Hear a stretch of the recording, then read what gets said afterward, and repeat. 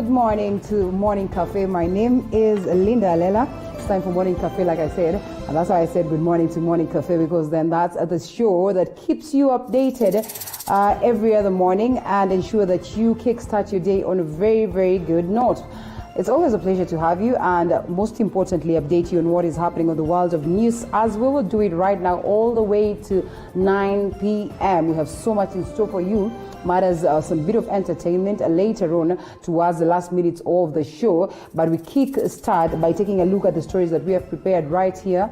And also we take a look at the newspaper, and we also have an analyst on board, that is Wafula Kalistas, who will be joining me to expound some more on what is captured on the newspaper, just to weigh in his sentiments or his view on a comprehensive look on what it is that has been captured on these stories that we have worked on, and also on the newspaper. As always, it's good to have you joining us, and importantly, interact with us. Hashtag Morning Cafe at TV47 at Linda_Alela Twitter handles. That's where you can drop your comments, and we get to sample them as we proceed with the show. We also take a look at what is happening on the roads to update you, just so when you're stepping out, you know what to expect on a different sides or different directions. We'll be taking a look at some of the tweets that have been brought on board by the road users, so we get to keep you posted. So indeed, a beautiful morning, this beautiful day, and we cross fingers that you will be with us all the way up until the end as we kick start.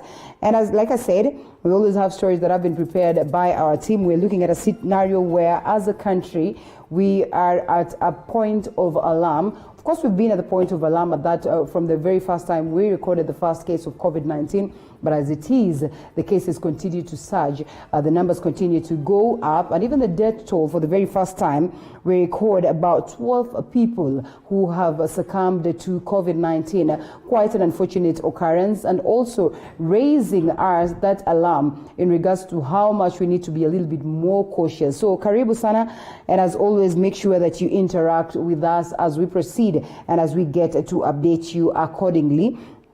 And as it is, 12 more people have died of COVID-19 as the number keeps surging in the country, like I have said. And meanwhile, the doctor who recently died of COVID-19 was buried in Bungoma. That is yesterday, as what Mohammed Ali now reports. The 12 cases reported today is the highest daily record to have ever been recorded in a single day. All the 12 cases were reported in Nairobi. Today, I'm also saddened to inform you that we have lost one of the higher numbers at 12. 12 patients have died as a result of COVID-19.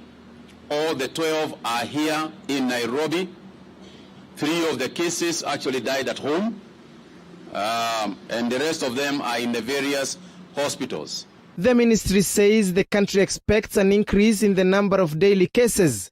Thus, the government calling out on Kenyans not to relent on the containment measures. There is COVID-19.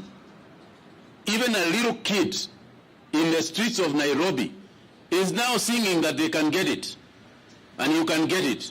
And we can all get it. Even small children. You listen, they'll be telling you.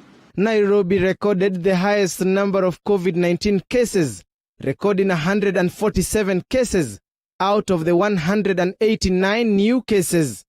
The total coronavirus cases in the country now stands at 10,294.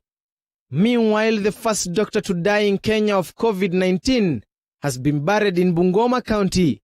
Dr. Doreen Adisa Lugaliki died at the age of 38 and was diabetic but had not known about it until she was admitted to hospital last week. The late succumbed to coronavirus barely 48 hours after she was admitted at the Aga Khan Hospital. We will further insist on Section 14(2) of the Occupational Safety Health Act. And this touches on both employers, public and private, and the employees. For the employee, if your environment is unsafe and hazardous and a threat to your life, take a step back. The number of Kenyans testing positive for the COVID-19 virus is increasing day in, day out. Health Cabinet Secretary Mutahi Kagwe says it is the responsibility of each and every Kenyan to follow government protocols and guidelines in order to curb the spread of the COVID-19 pandemic. Muhammad Ali, TV47, Nairobi. And now the country has recorded more than 1,700 new COVID-19 cases in the last 1 week after President Uhuru Kenyatta eased some restrictions. This is as the fight is on the rise, and of course the number recorded in 1 week is extremely high. And as Andrin Kilemi now reports, the county's preparedness is still in question.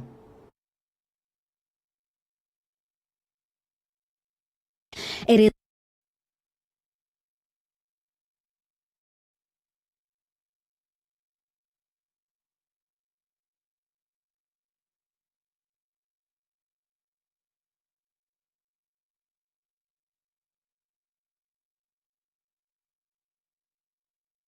All right, and Wafula Kalistas, remember, is on standby. We'll be taking a look at that story that has been captured on the front page of the People Daily and Equally, or in the Standard newspaper. It has been captured as we expound some more in getting to understand how best we can deal with this particular one. But before we delve deep into that, or we loop in Wafula, the government has denied claims that Kenyans have been paying up to 5,000 Kenyan shillings for COVID-19 tests. This comes following numerous complaints about high cost of testing, as Mumbi Chege now reports.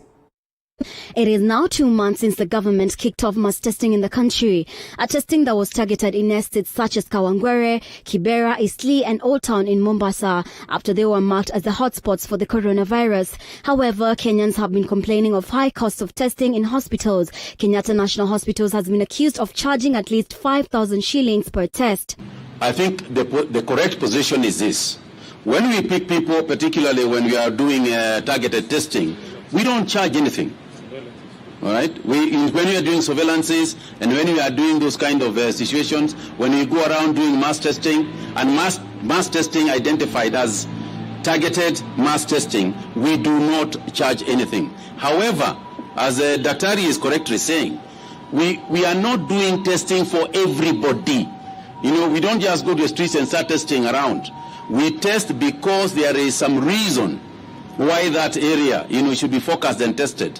Since the first case of COVID-19 was reported in the country, Kenya has been receiving funds locally and internationally. The World Bank has so far released more than 10 billion shillings to help combat the COVID-19 virus in the country. The European Union has also pumped more than 16.2 billion, while Chinese billionaire Jack Ma donated 25,000 testing kits to help the government scale up testing for coronavirus.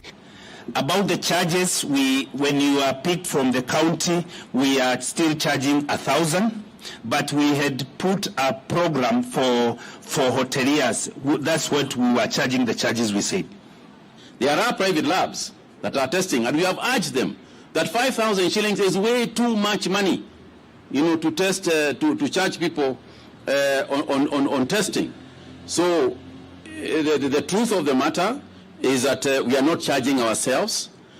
1,000 shillings is when people go to those government hospitals and present themselves, not because they have been identified as sick, but because for whatever reason they feel that they should be tested. So far, a total of 216,242 samples have been tested. The Council of Governors now calling on the government to devolve coronavirus testing. Mumbi Chege, TV47. All right, and good morning, Wafula. Good morning to you. You well? Yes. Good to have you today. And straight to it, a disaster alert as 12 die of coronavirus or COVID-19. And the virus, of course, spreads even further as Kenya records the highest deaths in a single day, with reports of a scare at Pumwani Children's Hospital where 15 nurses tested positive for COVID-19 amid an unfolding crisis over mass testing. And you have heard what, of course, the Ministry of Health is talking or is saying in terms of, the testings and the discrepancies that are coming on board and the charges that Kenyans have, have been subjected to, some of them arguing that there's no amount of money that Kenyans are supposed to pay. But I mean, what does this speak like? Are we trying to say that Kenyans are lying in a way? I think we need to be very much serious about the issues of health. And it's very unfortunate that even the government, they do not based on their reports are not based on research as it's supposed to be. We are supposed to get details from the technocratic team, expertise who have gone out there, try to do research, find out on the issues. Because we have come to realize now, even the health sector, we are just relying on the people that are working in ministry. And yet, even this COVID-19, we don't have vaccine or medicine. If they are saying they are testing people, and if they test people like 2,000 individuals, and they are telling us that they are not doing mass testing, I think that report is not meritorious. Yes. All right. Well, and as counties struggle to equip their hospitals with ICU and isolation beds, our welder in Juja is also assembling such beds. As Lorraine Nanok met with Mesha Otieno in his workshop, and reports that every material used is sourced locally. Let's take a look at that story. He resides in Juja Town, Kiambu County. Little-known Meshak Otieno, who is not just an ordinary welder. His prowess being assembling metal pieces one by one to make hospital beds. To Meshak, the thought of having the skill as a business was never close to his mind at first. Meshak has a team behind the success of every bed made before selling it at a cost of 25,000 shillings. He sources majority of his materials locally, especially from Gikomba market. Kuna ile ukitaka ile chuma mzuri tunaenda huko sehemu za Gikomba. Kuna place huko na ile kitu iko kubwa huko ndo tutapata ile quality ile mzuri. Ile hata tukikunja hiyo curved vile inakaa hivyo haiwezi katika sababu hiyo curved inataka ile chuma ile iko heavy. Alafu zile vitu zimebaki bado mattress, bado hizo materials za leather, bado tunatoa Gikomba. The business, however, has faced both sides of the coin, with shortcomings such as flippant clients coming his way. Watu wengi wanakuja uwatengenezee, lakini unapata kuna wale mpaka wanakuja na wako serious. Hiyo ndio changamoto kubwa. Changamoto cha pili ni ile unapata unaanza kazi na materials kupata inakuwa ni shida. Lazima utumie kutembea huku na huku.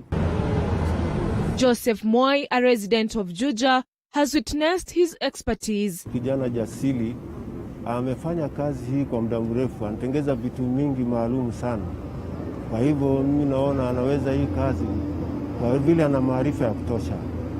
Na vile alianza kutengeza hiki kitu, alianza tu hivi bila kujua ni cha nini. Alikuwa anajaribu tu kama zile design ameona kwa hospitali.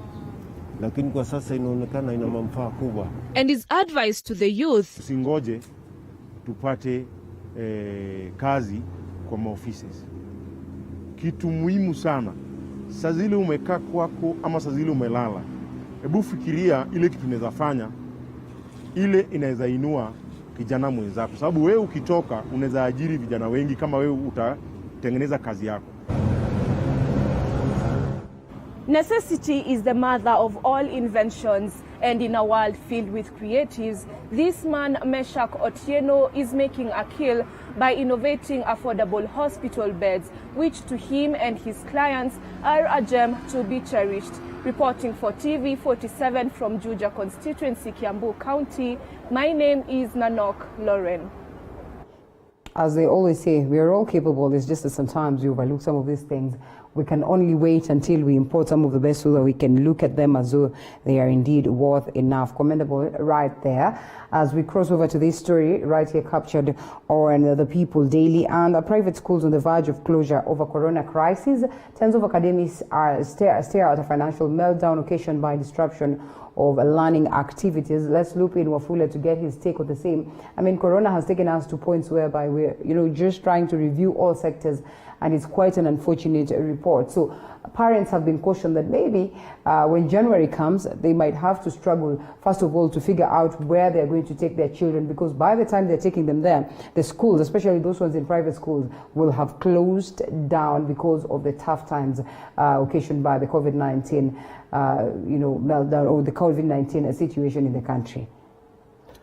I think, Linda, what I can say is the ministry has failed to come up with an approach that will help us reopen the schools. Yeah.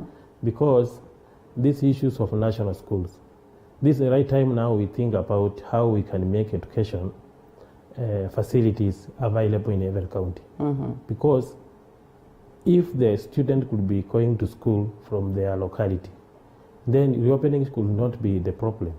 But now they are relying on, they are saying that national schools traveling will be a problem, then people will be shifting from one place to another. In fact, these issues of national schools is what is facilitating corruption or malpractices at our examination situation. Yeah. And therefore, Makoha could have done research. Let us allow research inform our policies so that we are able to handle hard situations that we are facing today. Because they cannot tell us that until we see the decrease in number of victims of COVID-19, they will not reopen the school. You can't say like that because it might take even 20 years or 50 years. Yeah. A pandemic is something that you cannot, is a natural calamity. So you can't tell us that you will wait until you see everything has come to normal for you to open school. They need to think about, let us do research. Let the technocrats sit down at county levels. Let us have a report that will help the country and help our children to go back to school. Yes. All right. Of course, even as our survivor narrates their story right here, Anderson Bongo, who spent 26 days in the intensive care unit after he was diagnosed with COVID-19, yesterday narrated he is a close shave with death, and the 45-year-old recalled the petrifying fear of watching other patients who were admitted in the same ward with him dying, and the troubling thought that he was likely the next person or the next on a line or in the line. I mean, it is obvious then that Wafula, COVID-19 is here with us. Yes. And, you know, also Pumwani recording some cases as of yesterday. I mean, why is it that still Kenyans grapple with trying to accept and believe in what the government is projecting to us? The government is also not honest to us because even the reports that they are giving us, some people are questioning. Because you cannot tell us that we have tested 2,000 individuals, then you explain that you are not testing, you are not doing mass testing. You are only testing those people who have complication or they are feeling that they might be having that disease. I think let the government be honest to us. They are not even giving us the details on how they are spending on these COVID-19 issues. Because sometimes people could have taken COVID-19 as a business. There's some people who are harvesting using this COVID-19. And if that is the situation, then they will continue telling the public lie. So that they continue holding us back while we believe that there is a disease. Maybe whatever they are announcing to us, it's not the true story. Yes, I believe there is COVID-19 in Kenya. But now, the infection rate is not as they are reporting to us. Yes. All right. Well, it's probably higher or lower, who knows? And the number now standing at 10,294 after 189 people tested positive as of yesterday. And, you know, total tested people so far in the country stands at 216,242. And we have 2,946 recoveries so far, while 197 deaths. Yes?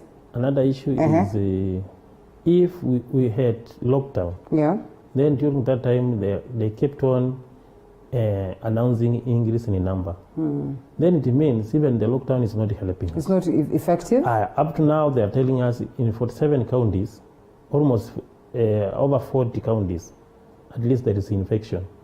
Therefore, they should forget about lockdown. Are there no likelihoods that we're going to go to the same direction again? Yes, because they have told you this COVID-19, to some people, it's a business. Therefore, it may be affecting lockdown. Some guys are getting business out of it. I think the president need to be serious. Need to tell these healthy people to sit down, to research. Yeah. Let technocrats let reports be based on a research, because that is where our country is failing. Okay. We are just working on basis of minds of few people who are not even expert in that field of health. All right. Yes. Well, as we run away from that and come to a different story here, all the way in Senate, and senators are yet to agree on the county revenue sharing formula.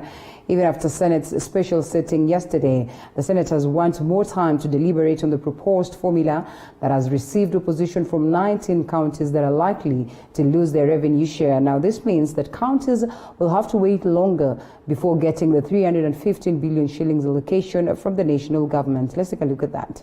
I just wanted you to get that information because you might mislead us even further. The special sitting was to agree on the formula, but the senators agreed on an additional time to reach a consensus on the revenue sharing formula. This is a matter in which, if it is possible, every senator who wishes to speak to it should be heard. I do not see a situation where all the senators who desire to speak on this matter may be able to do justice to their contributions. Someone once said, politics of do or die does not guarantee who does or who dies, Madam Speaker. And because of that, let us not create this narrative of losers and winners. The winners must be the people of Kenya. The winners must be the devolution. With those many remarks, Madam Speaker, I second. These are very, very emotive issues that requires us to be able to internalize what it means by sharing revenue. At least 19 senators from less populous counties that might face a slash on revenue allocation are opposed to the proposed formula. One thing is very clear. We cannot work on a radius. We cannot take the square root of, the land size so that we can say distance to service. That is something which I'll completely reject. Are done by people. People can sit down and work out formulas that ensure, at the very minimum, no county loses a single cent. The third basis of revenue allocation proposes that 16% of the revenue be shared based on county services basic equal share at 20%, agriculture at 12%, and health at 20%. The 316.5 billion allocated to counties in the current financial year cannot be shared among the 47 devolved units. Today, we are here talking about Tharaka Nithi, Isiolo, Kilifi, Marsabit, Mandera, Makueni, and a few counties, including Kisii and Nyamira. The same sword that will be used to deny any county even a shilling of what it got last year can be the sword that will be used someday in future by a national government that hates devolution. Governors across the political divide have been raising sharp concerns over the delayed allocation to counties. Same story captured right here on the People Daily and page 4. Senator Jones after revenue deadlock persists and ball could land in the turf of President and the opposition leader Raila Odinga after the cash sharing in Pasay persists. I don't know, I've discussed this for the better part of last week and now coming into this week, and still we cannot find a truce, we cannot find a solution as to that. I mean, what are your reservations in regards to this particular issue, even as we take a look at what has been captured right here in terms of the criteria. This is the cash crunch criteria as proposals by the Committee on Finance and Budget ended in this area after lawmakers whose counties were set to lose up to 17 billion stood their ground, and now the president was forced to step in and calm tension among senators, cancelling and will be charged with meeting to try and strike a balance between the lawmakers. Remember, that is what President Uhuru Kenyatta did last week, calling upon the Senate to figure out how best they can address this. Obviously, they've not been able to. And Senator Kibiru has tabled his committee's report recommending that the House should adopt the third basis for sharing revenue among counties. A host of activities or a host of issues being presented on table that would be the determinant factors of how monies will be shared. Wafula, I don't know what your reservations are as of now. I think the discussion is not taking the right direction because we need to develop this country equally. So if we start asking ourselves which county or the population should get more resources than the other, I think the conversation itself is not. Are you trying to say that the money should be balanced? You know, like every county should get the same amount of money? You know, the Senate will not be able to answer that question. Okay. That one I'm very sure, because if you look at the Senate, these are octogenarian types of individuals. These are people who are old, and to make the matter worse, they are being controlled by their political heads. Yeah. Therefore, they are not going to give us a proper revenue share formula. In this case, then who? The government should do research. Right. Is there time for research? Remember, the governors have been decrying of, you know, stalled up activities at that level of the county, because then if these monies are not dispersed, it is and because activities of selfish still interest. You know, these people are just struggling because some of these senators, they want to become governors in 2022. Therefore, they cannot have a honest discussion about revenue share. Yeah. I think we need to develop this country equally. Okay. And if you feel that there are some other places that there are no people or there are few people, then what happens is that when you develop that area, people will automatically go there. Yeah. I think the conversation is not held for our country. The revenue share should be equal.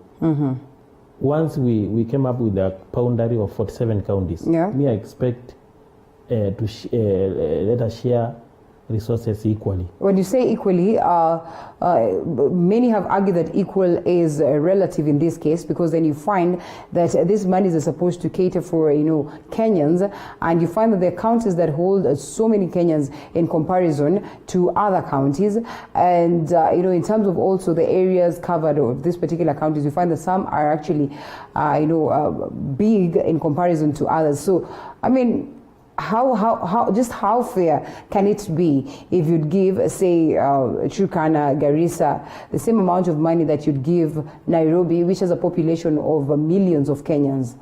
You know, even the share, we say that even the revenue that we collect, they are supposed to be given back to the same locality. Yeah.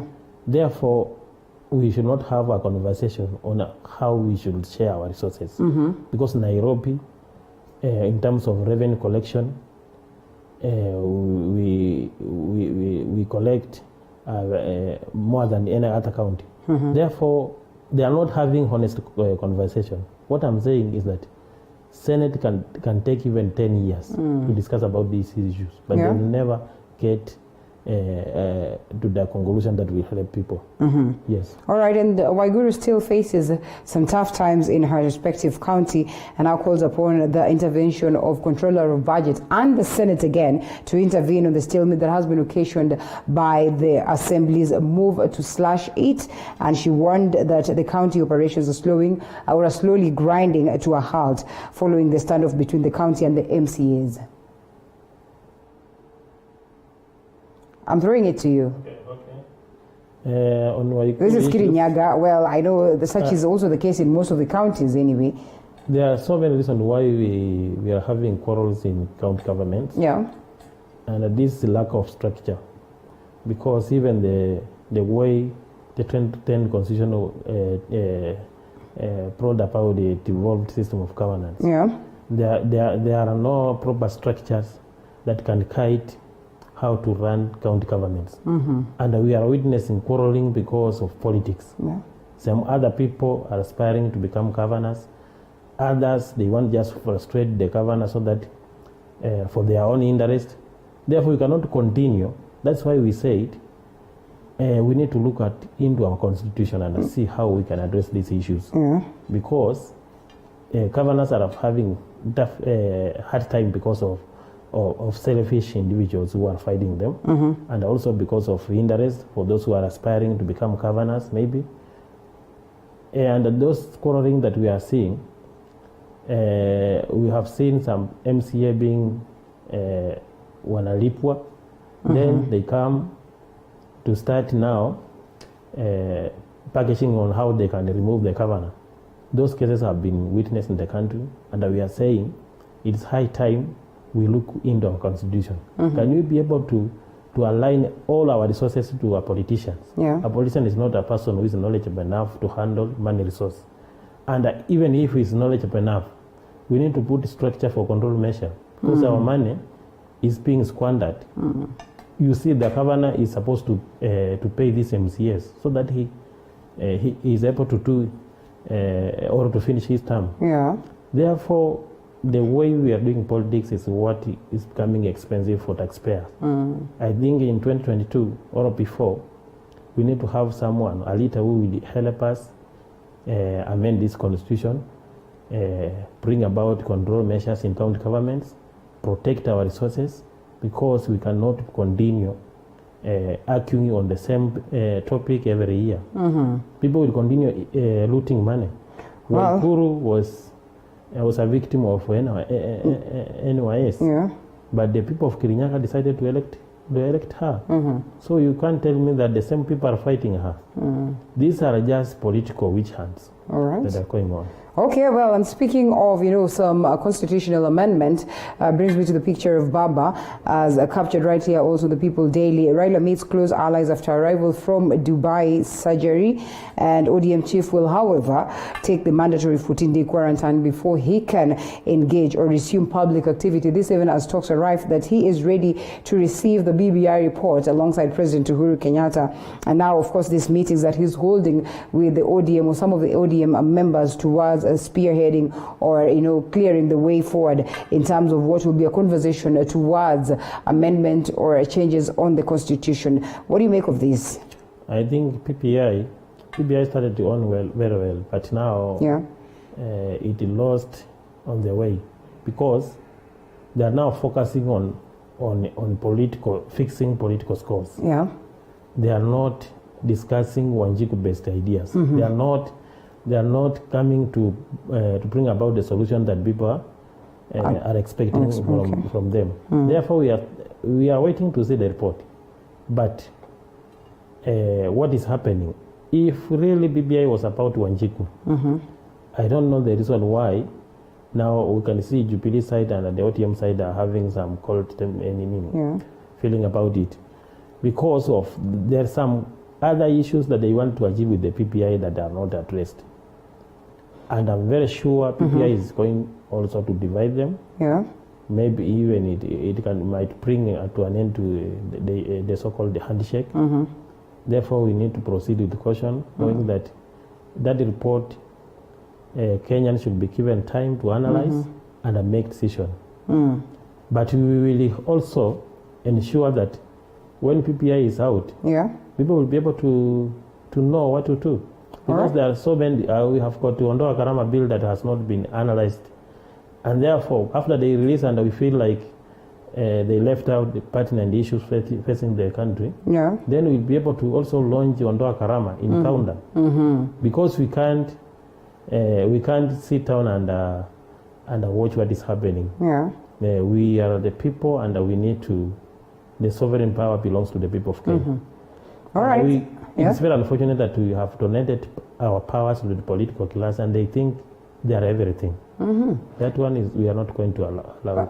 Quite unfortunate, like you say. And just speaking of which, of course, is captured or is being portrayed right here on the cartoon edition of the People Daily.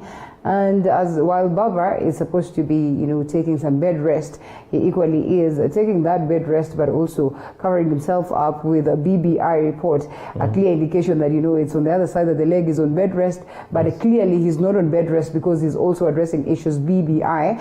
And while we're here wishing him quick recovery, the cartoon edition suggests that he actually isn't, actively on bed rest. Looking at that picture, just telling you that now Baba is in quarantine, but he's not. He's not in quarantine. He's actually working on BBI. So that after 14 days, he would have been able to engage his supporters and see what to do. Yes, and as we await to see what the BBI will, of course, propose or what it has in store, whether it's in the interest of the common mwananchi, the struggles of the Luhya community continues as the Luhya nations now seem more divided than the ongoing unity calls from the leaders in the region that seem to suggest now 3 factions are now claiming to be the region's pointmen, with each having heated political meetings. Mulindi Kerry looks at the more divided Luhya nation ahead of 2022. The Western region has now witnessed 3 political factions, each claiming to be the region's political heads. One faction is led by Devolution CS Eugene Wamalwa and Kakamega Governor Wycliffe Oparanya. A second faction is headed by ANC party boss Musalia Mudavadi and Bungoma Senator Moses Wetangula, while the third faction, which has recently come up, is under Kakamega Senator Cleophas Malala. Every of the faction claiming to be speaking and bargaining on behalf of the region. Taka wa Kenya wafahamu, sisi tunatembea na Weta na tumegundua katika Kenya hii tuna katiba mpya, kuna ugatuzi, devolution, lakini nataka niambie wa Kenya, lengo letu sasa ni kiti cha urais wa Jamhuri ya Kenya. We want unity of purpose. Hatutaki tu tuwe na umoja ya kutafutia mtu urais ama umoja ya kutafutia mtu governor. Devolution CS Eugene Wamalwa and Governor Oparanya have been traversing the 5 counties in the region in what has been termed as uniting the Mlembe nation. Lengo letu sasa ni kiti cha urais wa Jamhuri ya Kenya. Nataka jambo hili lieleweke kabisa, kwa sababu miaka 57 sisi tumebeba wengine. Wetangula and Mudavadi, on the other hand, have been facing an attempted ouster in their respective parties, Ford Kenya and ANC. The two accusing the rivals of plotting their ouster. Watapelekana na sisi, tunaomba waende wafanye urafiki na watu kule Mombasa, Rift Valley, Central, kila mahali, ili waende State House. Wanakubali waende State House? Wanakubali waende State House? A number of political meetings closed door and political rallies have been taking places in the region in the recent past. Ngozi wetu in the Western region is none other than Moses Masika Wetangula pamoja na Musalia Mudavadi. Na wale wengine generic leaders, wale machaguliwa mahali ingine supporting the interests of outsiders. Nasema shetani fanye nini? Mulindi Kerry, TV47 in the county of Kakamega. The elusive Luhya unity. There you go. Yeah, I just want to say that the conversation about Luhya unity, it doesn't make sense, because you Luhyas are Luhyas are united. Are they? What we are lacking is proper leadership. Okay. And therefore you can see Moses Wetangula and Musalia Mudavadi, they are calling themselves Luhya leaders. How many leaders are we supposed to have in Luhya land? We are supposed to have a leader. If they are really seriously contesting for presidency, they need to have one person in mind. But you can see they are rotating from Buhungu to Boster Ground in the name of Luhya unity. I just want to say that it is now overdue. We have given Musalia enough time. We have supported him. We have supported Wetangula. We have seen what they have done in the government.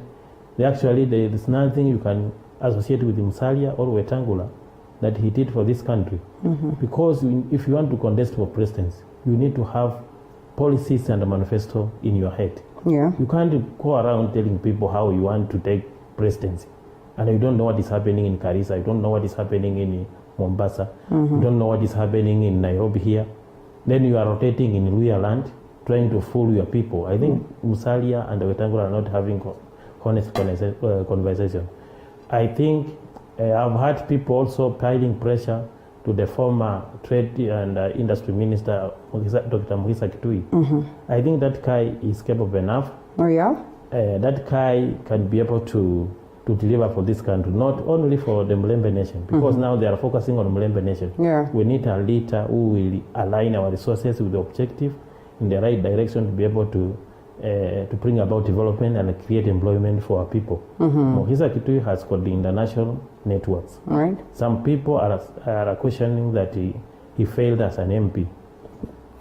From where I sit, I have never seen a successful politician in Kenya because there's no successful MP who can tell us that they have successfully succeeded in everything. But politics is a continuous, process. Someone can lead at this particular time. During this particular time, maybe the resources are minimal. Yeah. With time, things go on changing. Therefore, the former trade minister, the former cabinet secretary, Dr. Mohisa Kitui, is highly welcomed by Mlembe Nation and the people of Kenya at large, because this guy has been able to market our country internationally. He's a global lead, actually. Well, that is subject to approval by the people of the Mlembe. Therefore, we cannot continue rotating on two individuals. The people have proven that they are not progressive in leadership. They are not aspiring to become whatever they are telling us, because finally we will see them writing some agreement with other people just to auction their people. We want someone who will revive the economy. We want to engage people. These octogenarian types of people need to retire peacefully. And you can see the Senate. The Senate is full of elders. And we are asking people, it is high time now. Hata kama mtu alikuwa mzuri, he need to retire. You can't work for 50 years. You have been in parliament.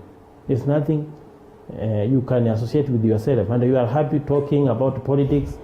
People, the likes of James Orengo, you have heard them, they need to retire. People should now focus on how to embrace ideologies, policies, and a manifesto rather than discussing tribalism. All right. Me, I'm not supporting Mohisa because he's a Luya.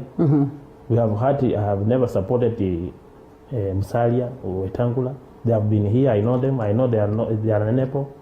Therefore, we are supporting Mohisa because the expertise he has, he'll be able to help this country. But talks were there that he's planning to work with Makueni governor, that is Kivutha Kibwana. Well, of course, amid that push by the people of Kenya, a majority of people trying to propose them or endorse them for this. So in this case, Musalia Mudavadi says that he's not going to play second fiddle. He's not going to go there as a running mate or no. He is saying that even in the event that I work with any leader, Deputy President William Ruto, as rumors have said, or as rumors have heard, that yes, he's capable of working with him only and only if he is endorsed as the president or as the flag bearer.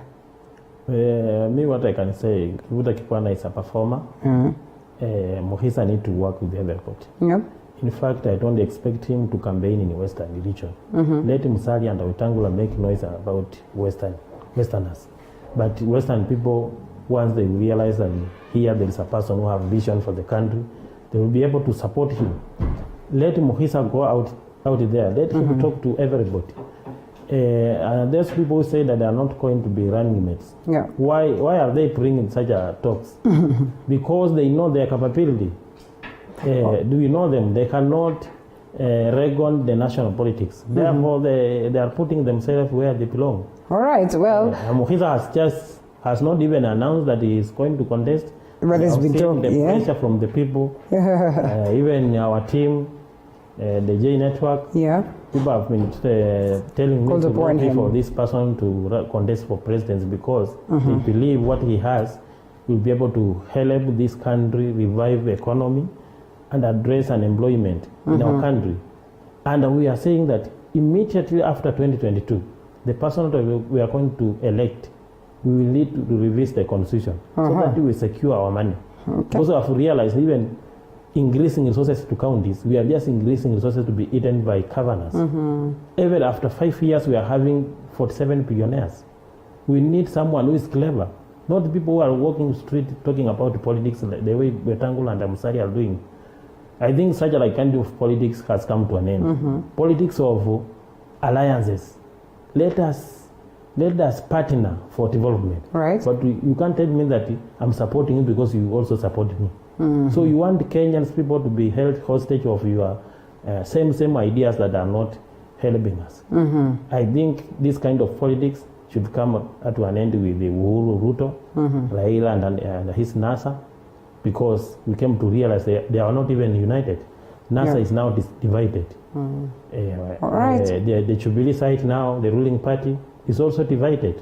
Some people feel they are shortchanged because of the retrogressive type of politics that they have been doing. Ati ni support mimi tano, mimi pia wenda kusupport ingine 10. Hiyo maneno ya siasa kama hiyo ni tuni. It has really affected our types of how we engage as a country. And when we fail politically, the whole system will be will fail. Because every system, it depends on how we do politics. And that's why we're saying even the government should now embrace research. Let the technocrats, let everything that we talk about is based on research. And the research can be done at the county level. You can't sit here with the ministry making decisions affecting Kenyans. Mtu anaongea tu as an individual. Then he wants us to follow what he is telling us. The government is for the people and by the people. Therefore, every decision that is being done should come from people. And in Kenya, we have got learned people. Most of people, Moi helped us, at least tukapata shule, people went to school. We have to appreciate that we have got learned people in the country. Right. And even the kind of politics we do, let us embrace technocrats in our discussion. And speaking of course, development, embracing technocrats, bringing change to the people, the controversial Madaraka Express is back on track, and its maiden trip to Mombasa left the station yesterday at around 8 a.m. in the morning, and the management says that all containment measures have been met, as Mwangi Maina now reports, and we come to expound some more on that. Monday morning, and passengers are in a rush to board the Standard Gauge Railway Madaraka Express to Mombasa from Nairobi. This is after the operations resumed after they were halted 3 months due to restrictions on inter-county movements. The train to Mombasa left the Nairobi terminus at 8:10 a.m. with the Mombasa-Nairobi train expected to depart Mombasa at 1:55 p.m. More than 500 commuters boarded the train to Mombasa. The train is transporting half capacity to create room for social distancing in adherence to the measures laid down by the Ministry of Health to combat the spread of coronavirus. Within the station, there are several hand-washing points, marks to indicate distance that passengers are supposed to maintain, as well as availability of sanitizers. There is an isolation coach within the train in case any passenger exhibits corona-like symptoms. Kenya Railways Managing Director Philip Mainga says that all measures are observed in strict adherence. And one of the things we have done is to stop automated booking system. Weakest interaction of many people, because we don't want people to touch that machine and another person touches it. So we are now making sure that the tickets are being served directly to our customers who are booked online. Mainga added that passengers won't be served food on board to reduce contact between the staff and passengers. We are making sure that our people who are serving customers are staged in one coach and they are not moving up and down across the coaches. Bwana, nimerauka kimbilia SGR. Bwana, nimepata, nashukuru. Safiri wa salama, tunashukuru sana. Passengers are anticipating better economic times ahead as the government oversees the partial reopening of the economy. Mwangi Maina, TV47, Nairobi.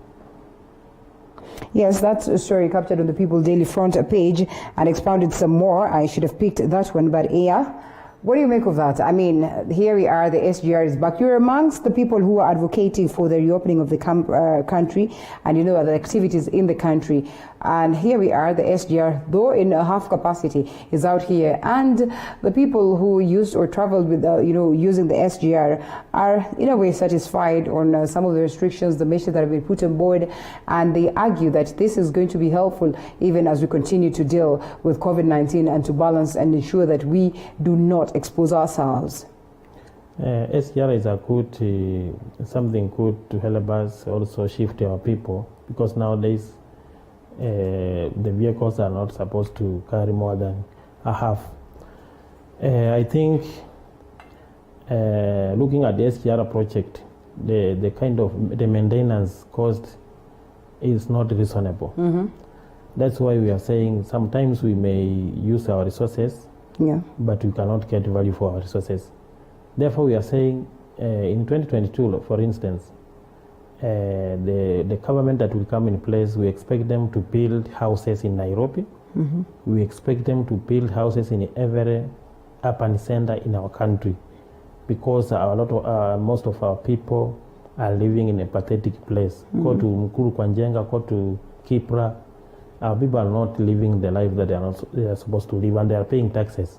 These are the same people who are supporting our politicians to live in Karen and Arunda. Therefore, to me, SGR, let this Madaraka SGR be the last thing we should ever think about it, because even our roads, expanding our roads is more cheaper. And therefore, also those who are using the SGR, there are just few people, even with carrying luggages. Those people, you can find a way, some has his own trolleys. You can't go using SGR, and he has also has equipped himself to do business. Therefore, me, what I can say, SGR, that is a project that we say it costed us, and we will never get money, value for our money. Therefore, we are advising the government that they should think of building houses, because these are basic needs. They need to build houses. They need to ensure there is enough food in our country. They need to ensure that the business is well operating. They need to light up all the highways. Instead of building SGR and you have allowed people are dying on accident just because barabara haina mataa. They need to light up all our highways, because if you go to US, you will never see any highway ati mtu anatembea kwa kisa na gari. Therefore, that is something that the government should think about it. The interest of the people is key, and I hope that this one lands to the right ears. And J Network Lobby Group Chair Wafula Kalistas, thank you so much for your time this morning. And we cross over to a different segment after a short breather. Remember, it's important that you interact with us. We keep taking a look at the messages that you'll be sending. Hashtag Morning Cafe at Linda_Alela at TV47. We cross over to the current affairs segment after this short break.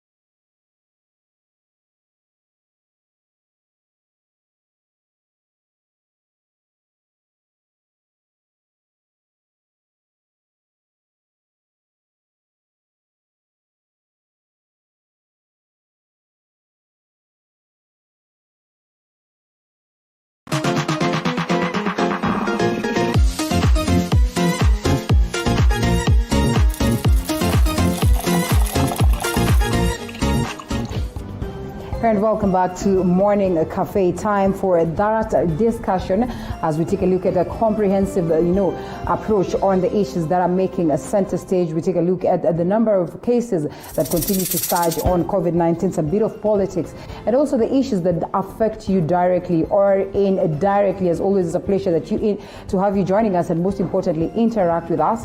Remember, the hashtag is Morning Cafe, TV47 at Linda_Alela. Drop those comments and we'll get to sample some of them as we proceed with the show. Any questions?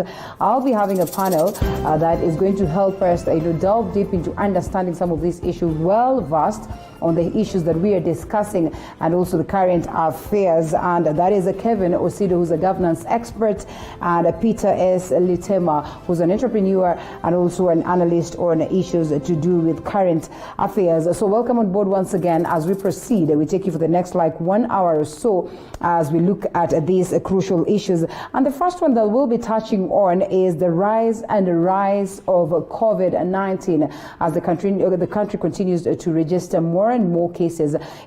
Casting that fear that President Uhuru Kenyatta is going to make good his threat on taking us back where we are in terms of a lockdown, or in terms of, again, affecting the measures that were put on board as we are dealing with COVID-19. Gentlemen, good morning. Good morning, Linda. Thank you so much for your time. And, amid this chilly, cold morning in Nairobi, you still could find time. Karibu sana. So, and as it is, the numbers continue to go up. Of course, it's instilling more fear to us. Well, you cannot compare that with, the people who are also on the other side of the European world or the global fraternity. But indeed, it is cause for alarm. Where does it place us, even as we continue struggling to put up the measures to, fix the health situation in the country? So at least we're able to deal with COVID-19. Any of you can pick it up. It's not a question-answer affair. Thank you, Linda, for the invite. And my name's Peter Litiema, an entrepreneur, former banker, and with business interest in ICT and audiovisual. Looking at the current surge in COVID-19 cases, I think it's one of the things that we need to take seriously as a nation, both the government and the public, given that we're almost reaching the 10,000 mark that Dr. Amoth told us. By August we'll be at 10,000, and I'll not be surprised maybe by August we'll have surpassed such figure. Owed to the fact that the guidelines, most people are not observing the guidelines set by the Ministry of Health. And number two, with the opening up of the business, we expect a lot of interactions. And these interactions with less concern, then we expect a sharp rise in the near future. Adding to that, given that now the hotspots, COVID hotspots, Nairobi, Mombasa, were open up, and traveling has been on the rise. Remember, as per the doctor's review, COVID-19 actually majorly attacks those people who are, let's say, who have other lifestyle conditions, maybe diabetes. And with the rise of such diseases in the country, then we expect serious cases in the near future. So it's something that we need to take seriously, both as a government and the general public. And we have reached the 10,000 mark actually, and past it. That's pretty much unfortunate. Of course, even as the cases continue to be confirmed, in areas that are very strategic. Yesterday, coming at that point of Pumwani, and just raising more worries on how well, first, of course, the family unit is going to be taken care of. Looking at a situation like Pumwani, the children, the infants, and World Health Organization coming up with this conversation that sort of revolves around the possibilities of a mother, passing the virus to the infants or passing the virus to, the fetus or the baby who's not yet born just yet. I mean, what does it place us? Where does it place us, or what does it mean, or how does it speak in terms of how much we are struggling towards addressing it? Yet it looks like the numbers are going up to a point whereby most of the people have argued that it's actually pointless to even, uphold these measures that have been presented by the Ministry of Health. Because, I mean, why uphold yet the numbers continue to go up, Kevin? Thank you so much, Linda. Yeah. One of the major things that I think needs to be a point of concern is our preparedness as a nation. Yeah. And quite unfortunate thing, again, is that since March, I don't think there is a lot that has been put in place to be able to safeguard the interests of the citizens, particularly from a government directive perspective, because we have had a lot of information being given out there insofar as what we need to do, but in terms of its own enforcement, because when we talk about putting on masks, and anyone who wears a mask means that this is someone who is caring and is careful about him or herself and is also taking good care of other people.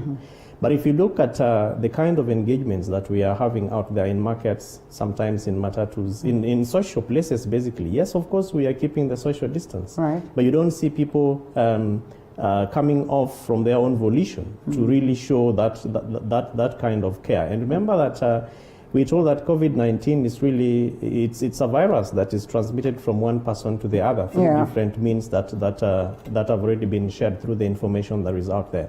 So even as we talk about what government is doing, I think for me the point at which we are at right now, which is 10,000 plus, it means that anybody can be infected with this virus. And so really the point of care and the point of concern gets back to me as an individual. What am I doing to protect myself and then to protect the other people?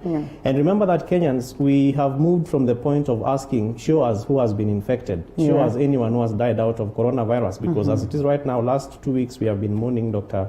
One of our Adisa, Dr. Adisa, and it really therefore means that this thing is moving out of it's getting out of hand, and the point of concern then should be, what am I doing to safeguard myself and also to protect other people? Number two, and the president I think has come out there and has had meetings with the Council of Governors and our governors. The counties, and from the organization that I serve, County Governance Watch, we have done an more or less like a survey on county preparedness. I think a lot really still needs to be done at the county level, because as our Minister of Health and medical practitioners have continued to tell us, we are facing this surge because right now we are doing mass testing. So the testing has moved from health facilities, it's moved from bus points, it's moved from airports, because these places are closed. It's gone to the community level. And so we are facing community transmissions right at the household level. We are doing a lot of mass testing, and so it therefore means that the numbers are going to rise up. But a clear indication that a majority of us are exposed, right? Precisely. And probably asking this, now that you are a governance expert, before we loop in Peter, I mean, we are looking at a scenario where the president acknowledges that we are not yet at that level where we can confidently say that we are ready to open, we are ready to proceed with life as normal. But then again, he proceeds to do that. On a governance perspective, do you suppose that the government has taken the right direction towards addressing this, and also, squarely placing the burden on the counties to ensure that, they streamline the activities, especially on health matters, so we are able to deal with it?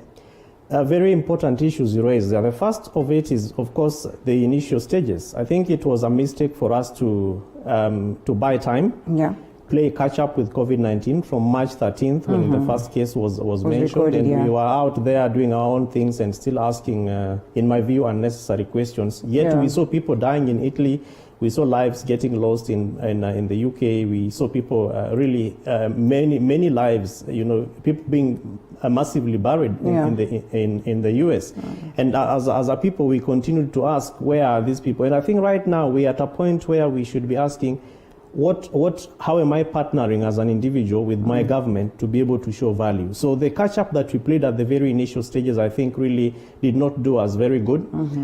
Then we moved on to of course, enforce lockdowns and put people in isolation and quarantine, among several other measures that were taken. But I think that where we are at right now is really a point of how prepared are our county governments. And remember that health service is also a devolved service. And as it is right now, it really shows how weak our health systems are. It shows how weak our health infrastructure is at the county level. And I think that the kind of leadership we right now need to be seeing leadership from both the national and county governments, particularly from the counties, because every day the ministry is also sharing very huge numbers that are coming up from the counties. And so we really need to see a lot of investment in the infrastructure within the healthcare, so that we stop just talking about ICU beds, but we talk about how can we be able to prevent, not just to cure COVID-19, but to begin at a point when Kevin is infected, God forbid, and help me. But then how do we ensure that he is walked through, even his family members, the people he's interacting with, until the point when he is cleared of COVID-19. Lastly, I think is a lot of, we need to see a lot of public-private partnerships between county governments and the business community. Because the economics within our country are that we have a bigger chunk of those who drive this economy are probably not people who report to work from 8 to 5. And so we need to see a lot of investment in how government is working together with the private sector to be able to not only put in place economic stimulus packages that we have seen government talk about, but actually action needs to be seen in terms of how families are being safeguarded, how people who are right now jobless are being taken care of, how even education, with this education infrastructure, how much prepared are we to be able to even exercise and pass information to the younger ones who are also at home. Look at the huge amounts of people who are in universities and institutions of higher learning who are today at home. We need to see a lot of investment being put in information sharing, so that people are also able to exercise what we are being told and just lock out COVID-19. Because, Linda, I am a believer of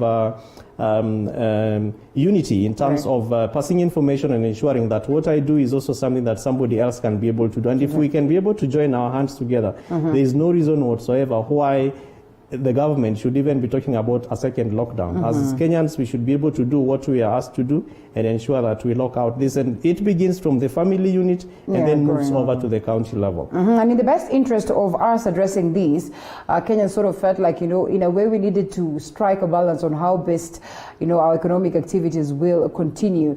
And the business community, for that matter, Peter is an entrepreneur, has been pointed fingers at, especially on how they have, taken a look or tried to observe the measures that have been put aboard in terms of dealing with COVID-19. While there's interest of ensuring that we all stay safe, there's equally interest of ensuring that your business, keeps running, keeps moving, so you're able to make ends meet. So for flouting the rules, the business community has been faulted hugely. What can we do to ensure that, in as much as we've pushed President Uhuru Kenyatta to reopen at least or ease activities, in terms of movement, because you highly depend on, moving of, staff, cargo and all that, so at least we're able to make a livelihood. I mean, what can be done towards ensuring that Kenyans are as disciplined, first, to adhere to these measures that have been put? Thank you, Linda. I think the first thing that we are supposed to look at as entrepreneurs is very simple: observe the Ministry of Health guidelines, because those are the key guidelines that have been drafted by health experts. But just how realistic is this? Let me ask you this. How realistic is this in such a scenario where we know very well that, yes, for instance, Nairobi, the population is right at the rooftop, and you're looking at a scenario where we're conducting businesses on a day-to-day activities. I mean, just how realistic is it for us to even keep a social distance? How realistic is it, looking at the levels of poverty, for us to enjoy a new mask every other day? How realistic? The reality is, it is not realistic, because one is you have to live, you have to feed, and with the feeding it means your daily income activities, income generating activities have to go on. This implies that if you are meeting customers, you have to meet them. There is no option about it. If you say you want to do online as per what the government officials say, then it means you have to re-strategize your business. But now, Linda, tell me, how is that person in Kibera selling onions to those people who go and get maybe 200 shillings a day. They come and spend that 200 shillings for that day. Tomorrow they go and look for another money to feed their families. How is that person going to do his business online? It means this person has to meet the customers. Yeah. Now, meeting that customer, it means, or in other terms, it means the majority of Kenyans who are living below the daily income level, below $1 a day. Yeah, it means those people have to interact in one way or the other. Now, a situation comes in where the government places maybe orders: if you don't put on a mask, you are going to maybe be quarantined for 14 days. That is, to me, that is like a punishment for a service that the government cannot deliver. If we were to go by, let's say, the Millennium Development Goals, each politician comes up, each elections, they come up with promises. If we were to live with those promises, let me tell you the reality, Linda. By now, we should be having, all wards must be having not less than 5 dispensaries. Right. Yeah. So when we start looking at these matters, COVID is there as a lesson for us, for all of us. We have not been taking life seriously. We have not been taking health issues seriously. Right now, it's a situation where if a politician gets sick, you have to be treated in your country, or special arrangements have to be made for you to be flown to another country. It was, to me, I can say it was so shameful for Right Honorable Raila Odinga being taken to outside the country for a minor surgery. That is a minor surgery, as per what it was stated. Right. Yet we have very specialized doctors, surgeons, who can perform such surgeries in Kenya. Then you ask yourself, is the same government serious about the healthcare system? Yeah. Is it serious about agriculture? Look at what they are saying, talking about the diseases, common diseases, let's say diabetes and all that. Does it mean the government cannot do anything? We build hospitals, but we do not tackle the diseases. We do not use agriculture to tackle the diseases. So in that, is the government trying to imply that we foresee many patients in future, so let us build more hospitals? We need to think on that line, so that when it comes to dealing with COVID, then we would have been at a better place. Look at Uganda. Uganda has actually surpassed. It is actually the leading in East Africa in terms of containing the disease. What action did they take early? I think Kevin touched on that. It was so wrong to ignore. To me, it is ignorance. Why were the borders not closed early enough? Uganda took an initial stage. Yeah, I'll not talk about Tanzania because I think that's on a different level. Going to beliefs, and when there's reality about diseases, then you don't do the testing, and at the end of the day, you say that your people are okay. To me, I think there's something wrong with that. I'll not touch majorly on that. It may be true, it may be not true. But looking at Kenya, Uganda, I think Uganda has shown us it has given us some lessons. And speaking of picking lessons, as you come in, Kevin, we have experienced massive job losses, not just in the country but across the globe. Different countries trying to figure out and pulling that guesswork card just to see to either they're able to deal with COVID-19. But truth is that you find that amongst the superpowers, the mature democracies would say yes, we are forgiven because we are not as mature. But then they have set up structures on ensuring that they cater for their citizens. In as much as they've lost jobs, they still feel protected. They still feel like they're well taken care of based on the structures that the government has put on board towards ensuring that in the event there's a pandemic or there's such a scenario, they are well taken care of. Such is not the case, for instance, here in Kenya. And so how much more should we forgive the government for mistakes they have done or for issues they have not addressed, so that we can boast confidently and say that we have picked lessons, yet our people continue to die? Even worse, the fear that is posed ahead of us is the fear of how much people are going to die of hunger, of poverty, yet we're still dealing with the COVID-19.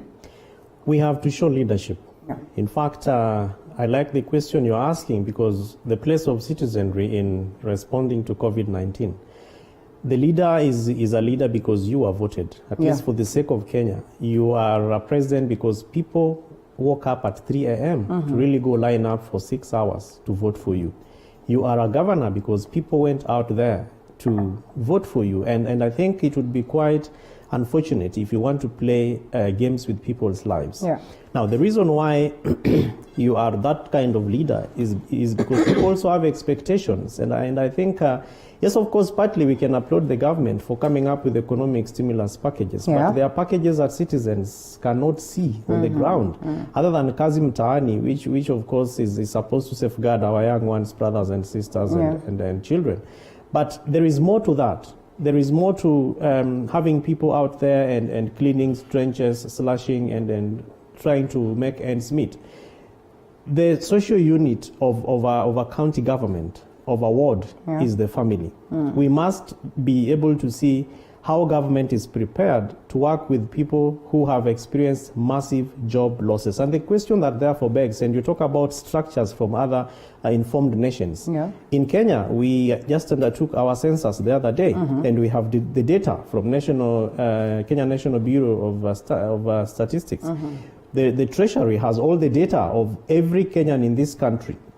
When we come up with stimulus packages, for what value would that be if it cannot be able to safeguard the hundreds of thousands of young people who are now out there looking for jobs? And these jobs are not there because the major employers, manufacturing is closed down, tourism is closed down, transport is closed down.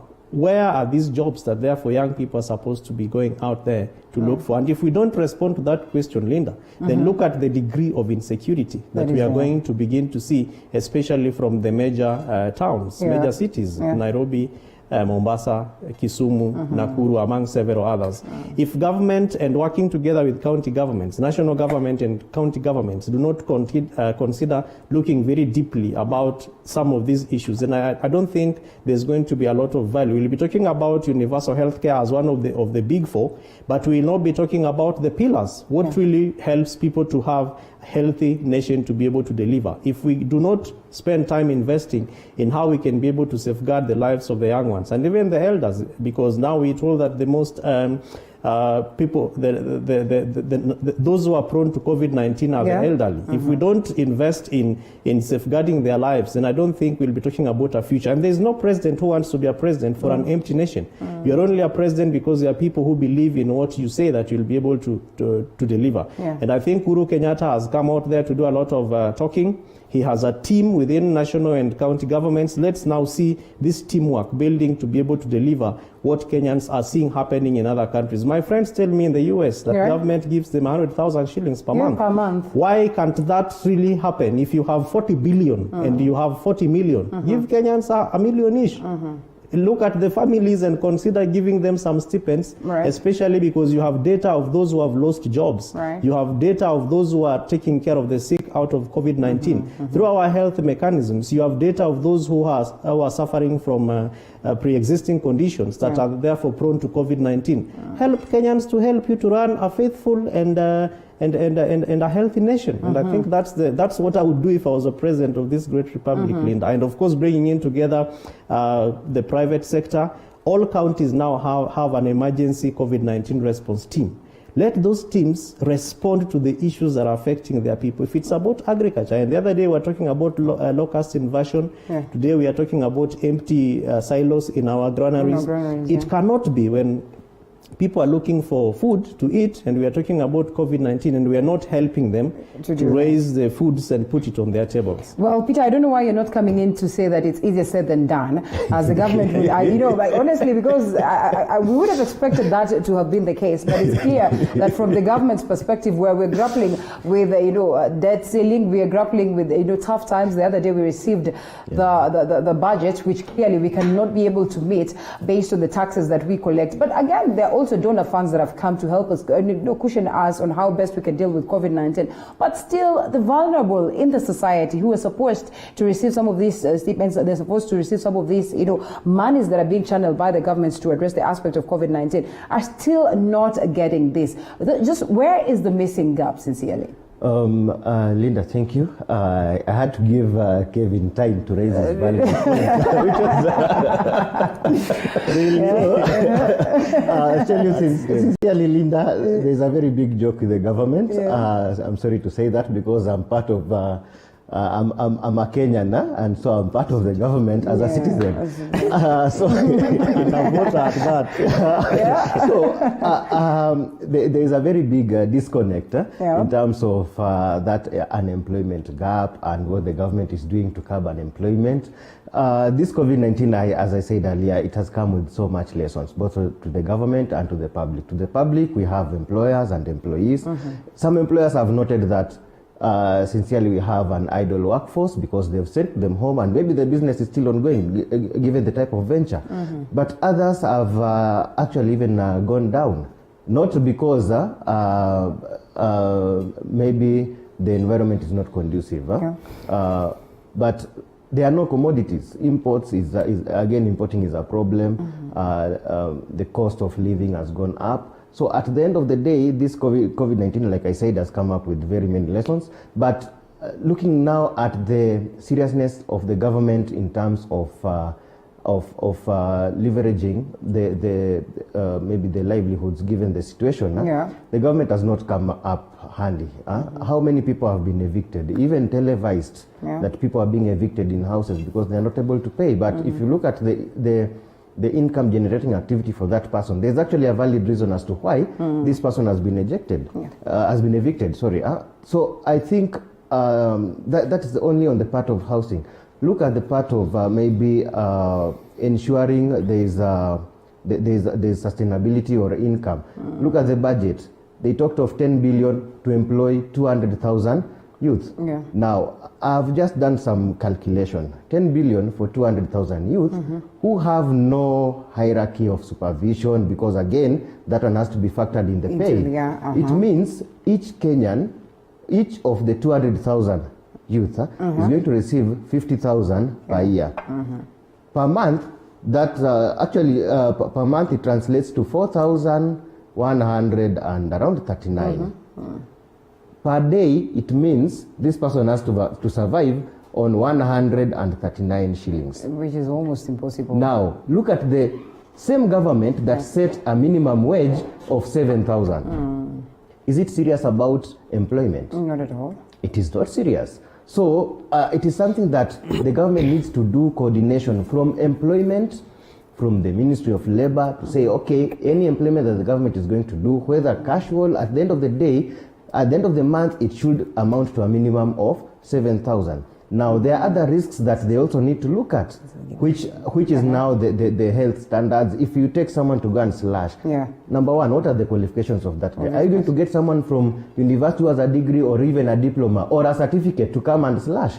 That means it must be someone who has not even done a certificate, who can come and do the slashing. So I think there are a lot of things that the government needs to do, because if you talk of casual, the government can subcontract companies which can get those casuals. But now we are looking at those who are trained and qualified to be employed in certain or specific jobs of higher authority. Are those people being considered? No. Look at now the distribution of resources. Just the other day, okay, look at the sugar industry in Western Kenya, look at coffee in Central. Western Kenya has been, in fact, even a task force was set up to look at, headed by the Kakamega governor, that is Oparanya. The report was, I don't know whether it has even been submitted to the president. How long has it taken?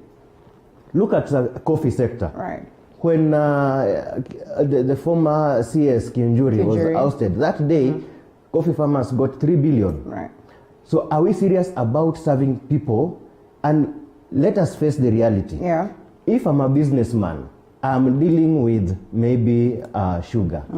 There is no way I'll say the government will come and support farmers in Western, because I will know my business will collapse. And those are the things we need to start realizing as Kenyans. Who are we electing? Are we electing businessmen, or are we electing people with the heart of Kenyans in mind? People will say, no, let my business be put aside, let me make maybe a certain sector to thrive. There is no way, okay, if I want to generate income for my business, the next thing I'll do, I'll kill my neighbor's business. Which means I will kill the sugar industry so that I'm able to import and repackage sugar and sell. Look at the milk industry. We have to face the reality. Will KCC thrive? Not at With all. the current leadership, I'm afraid to say that KCC will not come back. And now, speaking soon. speaking of which, you mentioned something to do with proper coordination. Sadly, Kevin, we have seen that we've lacked that, especially on this aspect of saying, we can now reopen some of the sectors. We can now try and see how best we can revive the economy. For instance, the Madaraka Express, of course, yesterday back and rolling, that is the SGR, and people trying to look at how much of importance it is going to be in terms of boosting the economy. Remember, for the longest of time, it has been bedeviled with issues of a clear indication that maybe we are not going to get return for our money anytime soon in terms of coordinating the SGR. And today it is back and running, of course, at a capacity of 50% in comparison to the original capacity. I mean, as we talk of reviving the activities of the economy in the country, just how effective will this be? And is it a positive or a negative in terms of us seeing the Madaraka Express back? Linda, SGR, in my view, was a huge mistake. Okay. Well, from a human being's driver perspective, because from a goods perspective, I think it's more or less served a bit of what it was meant to serve. But remember that the business community in Mombasa have also been making a lot of noise around the impact and all that. So the question there that begs is economic impact assessment, which was undertaken before SGR, before Madaraka project was undertaken. And the question again is, of what value is that to Kenyans? And if you have used this, first of all, accessing Madaraka Express is not a joke, because you have to either get there with through an Uber, or you have to go to Kencom to wait for the buses, and then you have to go all the way, and then you land there and see the huge numbers of people that I'm talking about before before COVID experience. Even the amount of information that is given at the point of entrance, which is the gate, is very limited. And so I haven't been there since yesterday and today to check whether they already have boxes for social distancing and all that. But then the point is, of what value is Madaraka Express supposed to add in the context of COVID-19? I don't see it. All right. Because where are people moving to? This is Mombasa, Nairobi, and these are two areas that have been the highest contributors of COVID-19 cases. So are we saying that you want to transmit cases from Nairobi to Athi River, to Mtito Andei, to Voi, and then to Mombasa? And the same again is Mombasa, to Voi, to Mtito Andei, to Athi River, to Nairobi. If this thing was moving from, say, Nairobi to Narok, to Kisumu, to Kisii, areas where then we can be able to see, have discussions around how do we enhance our preparedness. I think that would really be much more of importance to why Madaraka Express has been reopened. As it is right now, I don't think it's going to add a lot of value. Maybe government is hoping to raise or generate some revenue out of it, but from the numbers that you're mentioning, which is, I guess, below 50%, at 700 shillings, the highest being 1,400 if you're on VIP, or at max 2,500. I don't think, even if you were to do a month or 2 months, there's going to be a lot of value add, which is basically income revenue generation for the government. And even if you were to generate revenue, this is a machine that has to be serviced. You have to fuel it, you have to pay for people who are taking, the attendance. And so I don't think that there was a lot of assessment which government undertook to be able to open up that Madaraka Express. Firstly, is just because of the cases, transmission rates between Nairobi and Mombasa. I think that really should have guided why this was being reopened. And then invest in, therefore, matatus. You have opened Madaraka Express, but you're telling matatu operators there are certain measures that you have to meet, including testing and having a COVID-19 certificate before you actually are allowed to operate.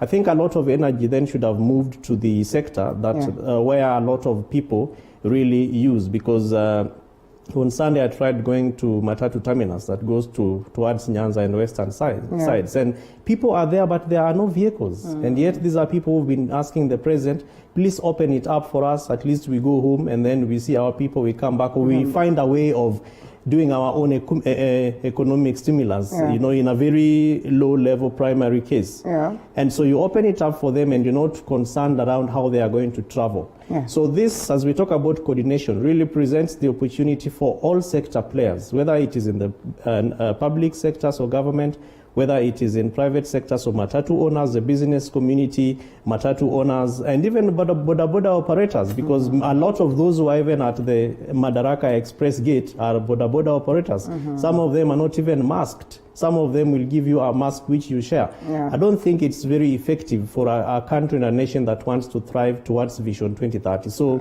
as we talk about Madaraka Express and why it was open, I think a lot of conversations should have been put in place.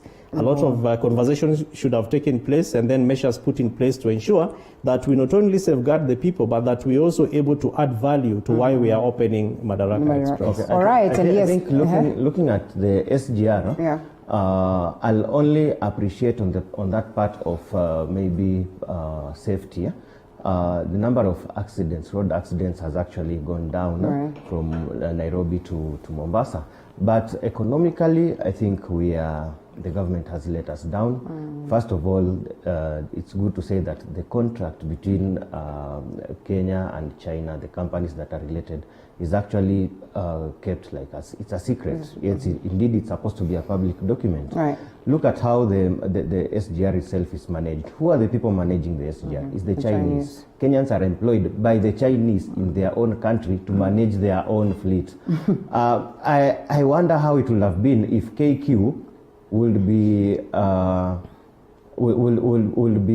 employing pilots trained by Boeing to come and fly, because it is Kenyan pilots who are flying. And managing the airspace. Yeah. So you can try and say, and the reality is there has been complaint even from the staff, the SGR staff, on how they are being treated. But it is sad to say that it is like the government is just concerned on once the contract is sealed, it has been delivered, the issue of paying is left to Kenyans, and we are left to suffer. Another point is that we have been left in a sort of a quagmire. Yeah. The government has put us in a big problem because it is concentrating so much on taxing Kenyans. Right. Why is it taxing Kenyans? The government is taxing Kenyans because it has no other ways of generating income. The inflation has gone on the rise because the level of imports are so high compared to the level of exports. We need to export so that money that we take outside can come back to the country for circulation. And by doing that, it will make even the prices of commodities to go down. It is so surprising that in my younger age, I remember, I think diesel was the cheapest. It now turns out almost vice versa. Vice versa, Yeah. So you ask yourself, is the government creating these commissions like the Energy Regulatory Commission to find a way of getting money from the public? The government needs to come up with innovative solutions. It needs to support the ICT sector. Look at, and I said it even elsewhere, look at Facebook. How much income is Facebook making from this country? How much money are we taking online? I asked that question somewhere, and in actually an ICT conference, and they were not able to say this is the actual amount that Facebook gets from Kenya. How much money is Google making? Does it mean we don't have the brains behind? Yet Google also employs Kenyans to work in their software development departments. So I think it's something that the government needs to take serious and say this is the only way. In agriculture, let us support agriculture and take the big sectors, moving sectors like coffee. We need to start exporting coffee. We support the coffee farmers. I think Mount Elgon was also producing coffee at some point. Right now, Rwanda is surpassing us in so many areas. Yet they actually used Kenya as a case study. And as a next, and they managed to set up their structures. They've employed Kenyans who are employed on a 3-year contract to set structures for them. You go there, work hard, everything. Then after that, your contract is over. They now bring in someone who is now from their own to start managing. Whereas in Kenya, we are busy politicking and brushing each other's shoulders. We are always complaining, and the government is complaining, is blaming the public is blaming the government. But at the end of the day, it is the leaders who are failing us. Yeah. The leaders are the ones who will say, no, we need to put things straight. At times people complain about Tanzania's president, Magufuli, but I want to say that he's one of the leaders who puts their citizens at heart. And I'll task Kevin. I'll task Kevin to balance that for us. Yeah. In terms of governance, in terms of the approach on dealing with COVID-19 and dealing with issues at large, we have seen how Magufuli's style, has been all through up until today. The likes of Trump's style up until today. We have seen what our style has been up until today. I mean, if you were to balance on how we are dealing with this issue as it now, Magufuli versus, Uhuru, what would you say in terms of governance?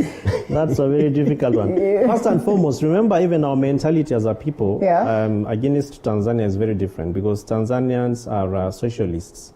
These are people who have grown up from the Ujamaa. The social contract is exactly, which is not what we are as a people. Because if you went there and asked Tanzanians, we ni mkabila ipi, they will not probably, they'll think, they look at you and think very many times before they can respond. But when you come to Kenya, by the fact of just saying Kevin Osido, even if I'm not Luo, you already you have put me. Your first name, the letter of your last name really betrays you. Now let's move it to the upper end. You ask yourself, how many political parties are there in Tanzania? In Kenya, we have over 74. In Tanzania, you will not go beyond 4 political parties: CCM, Ujamaa, and maybe one SDP or whatever political parties they have. Raise it to the level of politics and how that is done. I think in terms of democracy and our growth, which is supposed to inform our development, Kenya has done very well. The only problem that we have as a people is that we fail to put our leaders to task. So a leader says one thing when he or she means the other, and actually fails to do both of them, which is a very difficult balance. And that's why, in my view, Kenyans, one of the things which we did very well is to come up with a devolved form of governance. So devolution is supposed to help us in putting the balance together. So if you cannot meet the president in Nairobi, go to your governor's office in whichever county you come from and ask them what questions that you have. Ask him or her what she has been able to do insofar as COVID-19 and its response is concerned. And you see, Linda, the Constitution has made it very, very easy and possible for us. You basically write a letter and you send it to either the office of the governor, which is supposed to be the public service delivery point, or you write to the speaker through the clerk. And the County Governments Act says within a maximum of 14 days, you should be able to have a response. And if you're not responded to, go to court. And we have a very vibrant judicial system right now that is very pro-people, I think so. And they'll be able to deal with your issue and ensure that the question that you are asking is actually responded to. Lastly on this, I think our president also needs to stop playing catch-up. Magufuli, because you asked me to compare the two, Magufuli is hands-on. The man is on the ground, and he gets there and he says, Mwandisi, the contractor for this road in Nani, mukona namba yake. The number is given, and the gentleman takes his phone and he makes a phone call and puts it on speaker. In our case, we want to call so many cabinet meetings, we want to meet with PSS, and we want to summon governors. Just get into your Air Force One and go to Nandi County and look at what's happening. And of course, we know that the Constitution is also strong in terms of how national governments and county governments are supposed to engage. So a president may not really summon a governor, but intergovernmental relations, you have an act which also gives you the power as the head of state, to make certain summons and ensure that what is supposed to be done is done. We are good at putting in place task forces, commissions, and boards which really do nothing. If you went to Tanzania and asked them, how many water boards do you have? Maybe they don't even know about it. But water has been flowing on their taps, as opposed to Kenya, where the capital city, the residents of Nairobi have to wait for our governor to be sent home, the county government to, national government to take some functions, put in place a Nairobi Metropolitan Service, and appoint a Director General for water to start flowing. Simple things like roads, which the head of state sees and runs on every single day. Ensure that services are delivered, because as you benefit from the services as a head of state, your citizens who also voted for you are also benefiting. Now, speaking of which, now that you mentioned, of course, the transfer of services, let's talk about Pumwani, Sonko's favorite, so to call it, being ravaged by COVID-19. The numbers quite high. The mothers looking at how desperate they are. I mean, it sends chills down our spine. Don't you think? It's unfortunate. It's a mess. The governor should have resigned, because of course health is one of the functions that were transferred. So we would probably say that the deed of transfer more or less shares the responsibility. But if you were to go through the Constitution of Kenya and Schedule 4, functions of national and county governments, the buck stops at Governor Sonko. And if this was meant to be his pet process, swallow in these things called Sonko Rescue Team and just follow the procedure and practice by the procedure. So policy, practice and procedure, and do what is supposed to be done. The mothers will remember that Sonko promised them health service delivery. Today, as we speak, that is not happening. And in the next few months, the governor will be out there asking, Munipigie kura, Munipigie kura. We will not vote for you if this is the kind of social contract that we have with you, where you promise us water, but actually you are delivering things which we cannot drink. I think it is a shame. It is a joke. Let the governor consider working with the Director General. The other day we were doing 100 days of Nairobi Metropolitan Services. I think a lot of achievements have been made, but let's see the right hand speaking to the left hand, and then the mothers from Pumwani Maternity Hospital and all the other health facilities all over the country can then be able to see that one of the big four, which is universal healthcare, is actually being rolled out in a manner that one day the president can also say, I had a legacy of the big four, because the governor and the president are friends. They call each other on phone and make jokes and put each other on speaker. We are always seeing them planting trees around Nairobi museums. Please translate that happy moment into a moment where citizens can actually say, tuliwaona wao wawili, and something good came out of it. As it is right now, I don't think it's happening. I think we can look at it also at a different angle. Yes, the government took over management of Nairobi County through the Nairobi Metropolitan Service. And the major contributor was matters to do with governance and corruption. But look at it keenly. Is it the real reason as to why the Nairobi Metropolitan Service had to be formed? How much has been put in question in terms of the amount that has been stolen or has been diverted? How much was lost during Kidero's time? Now, Kidero's case is still ongoing. It's yet to be concluded. A sigh of relief for him yesterday, by the way. But at the end of the day, to me, I feel justice has not been served to Kenyans who are paying taxes, and that money is lost.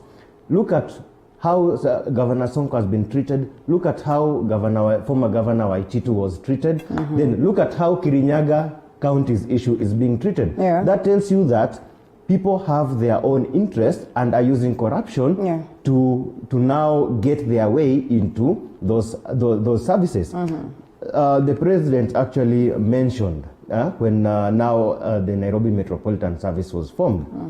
He said actually the Director General will have he'll have a hard time in actually getting rid of the cartels. As a person maybe who looks deeper, you'll ask yourself, why did he say he knows? That tells you where these cartels are rotating around. And it's again brought some other questions. Why do you inspect projects at odd hours when you're supposed to be indoors? I mean, if you do your analysis properly, you'll come to see that there is a link that was missing when Governor Sonko was going to the public and saying this property is actually being grabbed, and actually residents started even complaining about it to him, and he goes down on the ground. One thing I like with Sonko is he's a groundsman. He will come to the ground and he'll look at things. In as much as he'll want them publicized, the fact is he will come to the ground. The same way Magufuli will come to the ground and say, who is the contractor of this road? That is the same way Sonko does. So we cannot blame him 100%. And one thing we should know as Kenyan is we have no politician who is clean. Let us play it real. All right. We have no politician who is clean. All right. How much real can Baba be with this BBI talk? Now, I mean, the last 10 minutes or so, let's talk a bit of politics. And Baba is here. Can we trust Baba? Can we say that Baba for a moment is real, of course, in addressing the issues of the Kenyans as he endorses the BBI? Reality, I can say I don't see him. I think he's using BBI to make himself relevant up to maybe 2022. And the main reason is by now, when was BBI launched? It's over a year ago. Yeah. How many cases have we seen being aired about corruption? And he is silent because the BBI said, just a minute. Do we need BBI to fight corruption? So they say, Kevin, don't you think? They say that within the BBI, the proposal will address the perennial issues of corruption, the perennial issues of, electoral injustices, the perennial issues that we have in the country in terms of leadership. The winner takes it all. Of course, that's within the electoral injustices that we witness or the electoral issues that we have every other 5 years. I think Baba has a good heart for the people of Kenya. Oh, yeah? Okay. Unfortunately, the energy is somehow misplaced. Okay. Because this energy is slowly by slowly, little by little, the steps are being taken towards personalization of the issues. Yeah. Other than just generalizing these issues and then giving Kenyans what the BBI envisioned, which is basically a dream, because Kenyans asked, when you shake hands, remember why the two gentlemen actually shook hands. The country was divided. It was 50-50, nothing was going on. Some counties were seceding, and some companies actually there was recessed, and all these things were happening. Yeah. And so Kenyans really are hoping that this BBI process will be able to move them from that kind of very dark history to a very futuristic hope for the people of Kenya. Unfortunately, every single day, and that's why I say step by step, little by little, it's turning out to be a platform of changing goalposts, because we are seeing what's happening at the National Assembly, we are seeing what's happening at the Senate, where the leadership is being changed from this person to the other. And the point of view is that we are preparing for a BBI referendum. Now, what's in it for the people of Kenya for that, with that referendum? In my view, it cannot be a referendum that is going to ensure that certain people actually maintain and stay in power for long. It cannot be a BBI process where Baba's efforts are therefore going to be put into creating offices for people. It cannot be that this BBI process is going to be a process that is going to divide Kenyans much more further. The BBI process, in my view, Linda, has to be a process, therefore, that guarantees this hope that Kenyans are looking for. Now, when we talk about the 9-point agenda items and you talk about corruption, it can't be that when a governor who is facing corruption charges is now summoned, or that the Senate is supposed to meet over this process, then we begin to look at who is after whose head. And when other governors, are facing similar charges, we don't see a lot of energy and investment like we are seeing it being put on other people. And so from a governance and leadership perspective, and just from my Kenyanness, the BBI needs to guarantee a better future for the people of Kenya. And Baba's efforts, and if he wants to be relevant, and why I say he has a good heart is because this is a gentleman who, from many, many years, in fact, almost his entire life, ever since he left Germany and came to Kenya after the passing on of Jaramogi in 1994 or 2. He showed up and people were like, yeah, this is the future. He came up with this Tinga thing, and all this Tinga has been there. We need to see this Tinga now being out there to approve all these corruption cases and follow them through until a fairful, favorable conclusion, where actually resources that are stacked in foreign banks are brought back to this country and being seen to be translated into the number of roads that are being built, the number of companies that are being opened up to guarantee jobs for the youth of this country. Because even if Baba became president in 2022, or even if he were the prime minister, For our people who are jobless, who will be camping at your current door every single day, it is not going to be helpful to you, Baba. So what Kenyans are hoping for is that there's going to be a better BBI, and when you come back from Dubai, as you are back now and you are saying now nobody's going to stop this reggae, let this reggae be tuned into tunes that are going to sing into the hearts of Kenyans, so that people get motivated to go out there and look for jobs and get those jobs. Because, Linda, when we have a nation that is productive, it means that even our own source revenue at the county levels is going to go up, because you have expanded employment and economic opportunities. You levy taxes on people who are actually able to pay. You have land rates that are levied on people who will actually be able to pay. And that way, county governments also are able to raise some revenue and then pump it back into service delivery. If we don't do that, then I am afraid that this BBI is going to be a premise for pertinent issues brought by him. Peter, how do we translate that from just wishful thinking to the reality of the matter? What stake does the common Mwananchi hold? Where do we stand? Where is our position?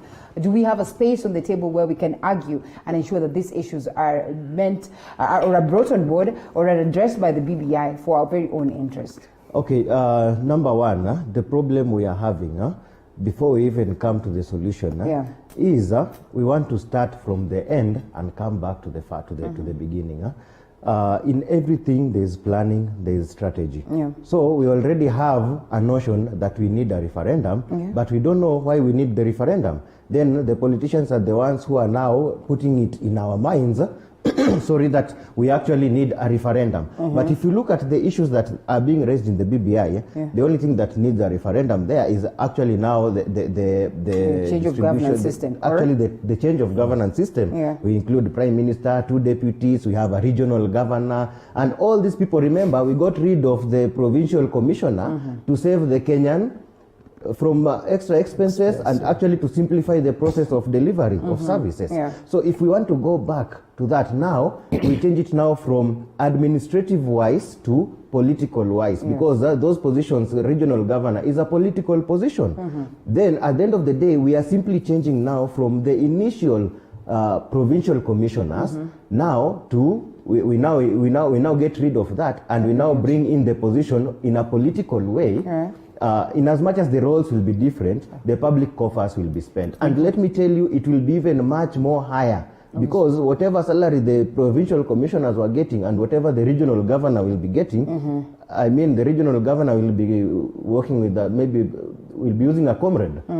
So this is not going to address the ballooning wage bill that we have. It won't address what we actually need is, if we have the health system, let us not focus on having the health commission just as teacher service commission to cater for the doctors. Let us look at the diseases that are making people to go to hospitals. How can we curb that? Then we are not going to be crying of increased workload on nurses, because the hospitals will not have maybe will be only catering for maybe severe diseases. Number 2, we need also to look at if it's corruption. Corruption, we cannot say we prosecute if we don't know how the channel that was used. If you want to put off fire, you start from the source. If you want to put off corruption, I mean, the reality is, let us start from the source. How did those funds move from the government's account to that specific individual's account? After that, you'll now come and say, let us seal the loopholes. Unfortunately, our EACC is concerned of prosecuting and not sealing the loopholes. It has not come out to tell us, okay, we are prosecuting Governor Sonko. This is how the funds were channeled, and to sort out the issue so that the next governor may not do any such issues, we need to seal these loopholes. The same has happened. What did the MCS for Kirinyaga do? They actually managed to get up to the account numbers, transactions, how it moved, even the time that the transaction was executed. But what did our Senate do? Just because it is perceived, I'm saying it's perceived because it's even on social media and it's on media everywhere, that there are some links to some specific politicians from the governor. So if that thing can be there and the issue is squashed, it means then we have a Senate that is not up to task.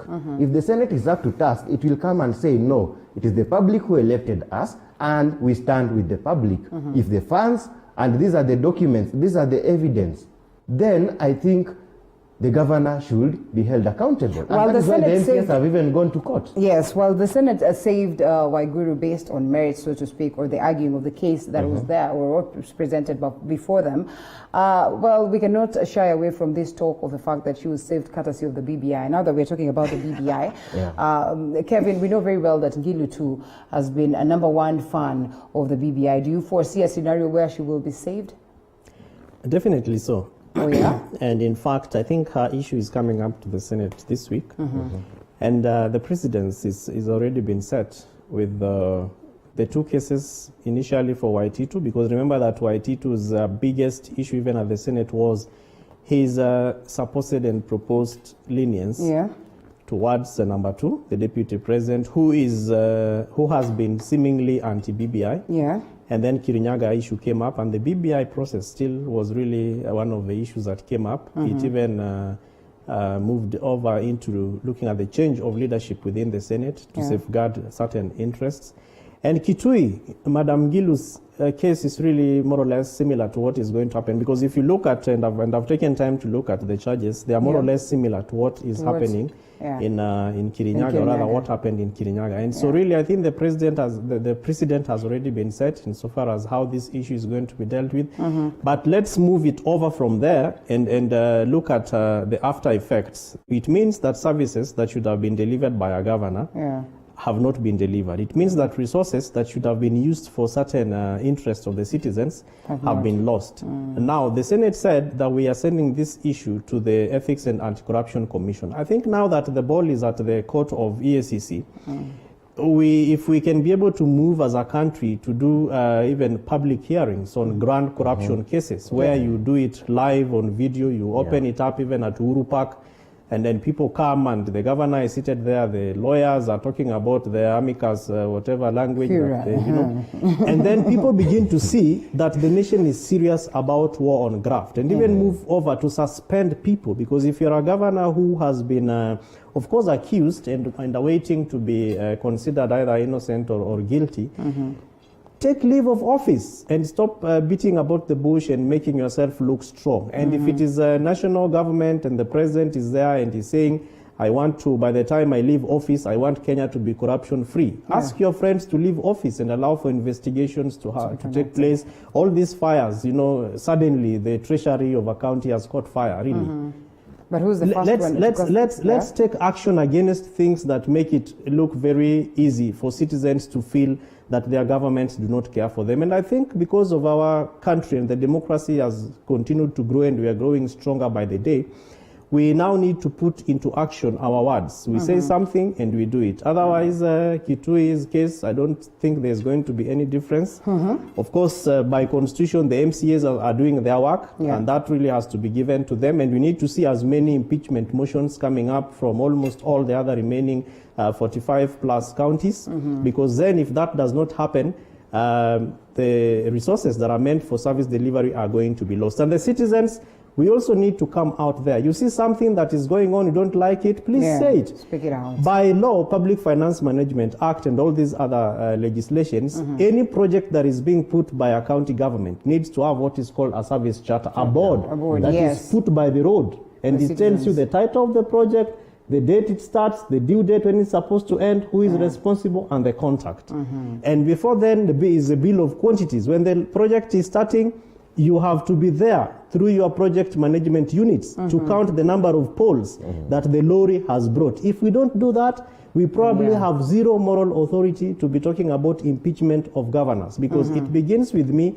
as a citizen and as a resident and a citizen of that county. One, because you woke up and voted for that person. Even if you didn't vote for that governor, my friend, you are experiencing services that are being delivered by that person. Then number two, it is at your doorstep. If the roads are not working, mvua ikinyesha, ni wewe utakuwa una Gentlemen, thank you so much. 30 seconds. 30 seconds. Yes. We need to look at politics and service delivery.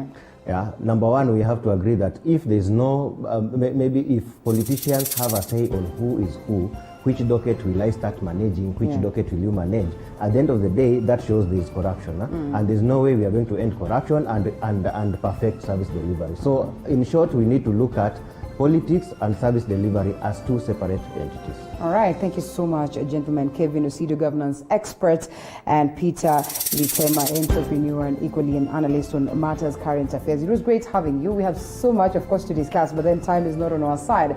We preserve the rest for the next round or session that we'll be having with you again or next engagement. Thank you so much for your time. We cross over to a different segment altogether, matters lifestyle, and guess what? We are now getting to that aspect of I know it's Tuesday and you don't expect this, and I am wearing my suit, but worry not. I mean, we got you covered. We'll be having a specialist coming on board, and they'll take you through those moments. I mean, times for quarantine, and we easen up a bit. After this short break, we come back with much more. Thank you so much.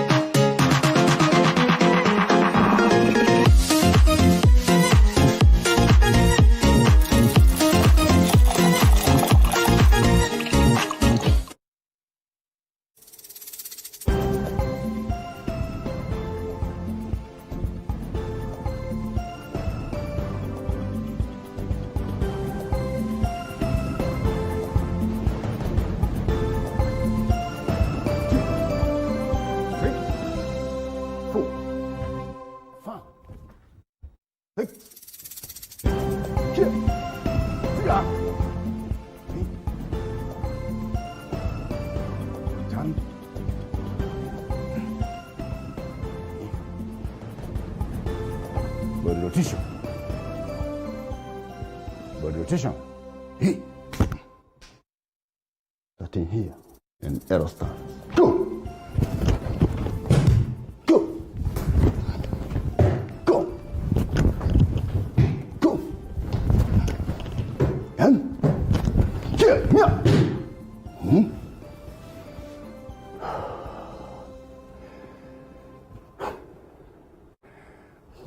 Which one? The first move. Form. Hey. Speed move. Go. 1, ha, 2, 3, 4. Yeah.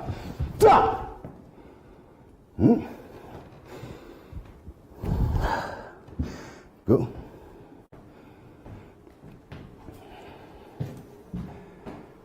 Hey. Wow. Morning Cafe will just make things interesting for you and for me too. I think I just love these moments every other time because, you know, there's a lot of learning to do. So yes, today we're all about Kung Fu and we get to understand what is the difference between Kung Fu, Taekwondo, Panda Ward and all this. And joining us on set, Steve Fundi. What is your name? I'm Joseph Ngaruya. Joseph Ngaruya. But Yes. you told me you're Kung Fu Master Fundi. Fundi is Kung Fu Master. No. Shifu. Shifu is master. Shifu is master. Yes, the teacher. The teacher. Yes. All right. That is in what? In Kikuyu or in Chinese? Yes, in the Chinese. Shifu, it means master. Master. The Kung Fu master. Yes. All right. So you're the master in this case. Yes, I'm a master. And he's? This is the senior student. All right. The junior one. Okay. Yes. Okay, that's amazing. Sasa tuambie kitu kidogo kuhusu Kung Fu. Tofauti ya Kung Fu because kuna watu wengi wanatuangalia wanasema karate, Kung Fu, Taekwondo. What is the difference between all this? Okay. In the beginning, Kung Fu is Chinese art. Okay. Which is started by people know Bruce Lee. Then we come to somebody like Jet Li, Jack Chan. Yes. They are the one now they introduce this thing to TV or to the cinema. Okay. So Kung Fu to me is a good art.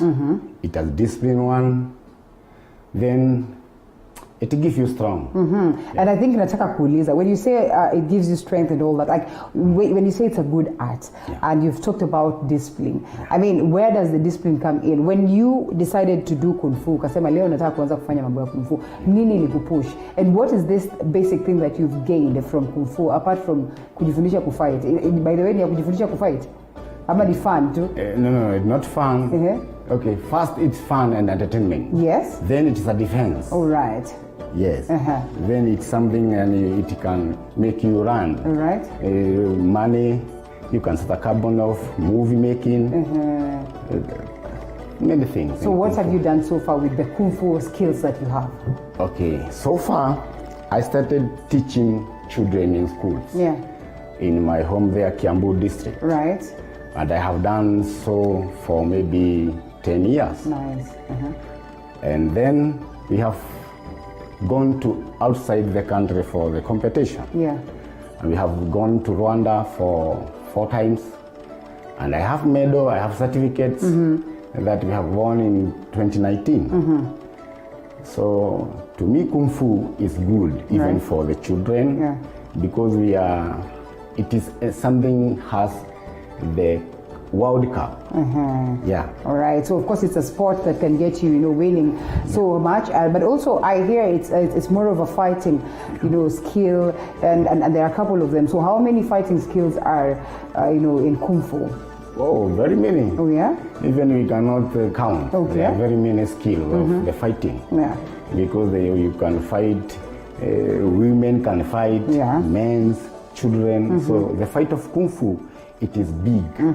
Yeah. How many times have you saved yourself? You know, you are in danger and you've saved yourself with the skills that you picked on Kung Fu. Or is there a discipline like ile nasikia kama umevaa black belt, you don't just fight anyhow, ni makosa? It's not like that really. Yes. To say you have discipline, it doesn't mean that when you get in danger, you don't do this thing. Yes. For me, in Kung Fu, starting with me, okay, I was young when I started this thing, maybe 8 years. Right. When I started I started as a karate. Right. Because we are not having Kung Fu that time. I do karate to a black belt. Yes. So when I start Kung Fu, I see the difference of the art. Yes. Because Kung Fu, it has something we call gymnastic in it. Yes. We have weapons. All right. So Kung Fu is more advanced than the others. All right. To me. Okay. So to me, Kung Fu, it has the way for everyone. For educating children, right? Because I do that in the school. Yeah. And that's why I asked you, umejidefend at some point, umetandika watu vibaya sana, maybe saa zile wanakuwa na kuattack kama walikuwa wanachisumbua ule mtu ambaye unapenda ama kitu kama hiyo. No, when it comes to fight, you yourself you cannot fight because already you know fight the result of the fighting. Yes. So it is. You know that you will win. What do you mean when you?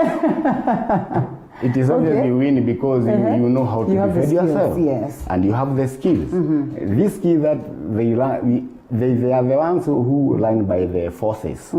So you see the discipline in the forces. Yes. It's like that. You have the discipline you yourself. Right. You not go walking by kuchokoza watu hata ukichokoza kwingine we just ignore. Right. Kwa sababu najua the result of this thing. As a Kung Fu man, I know we have discipline. Right. And we know how to defend ourselves.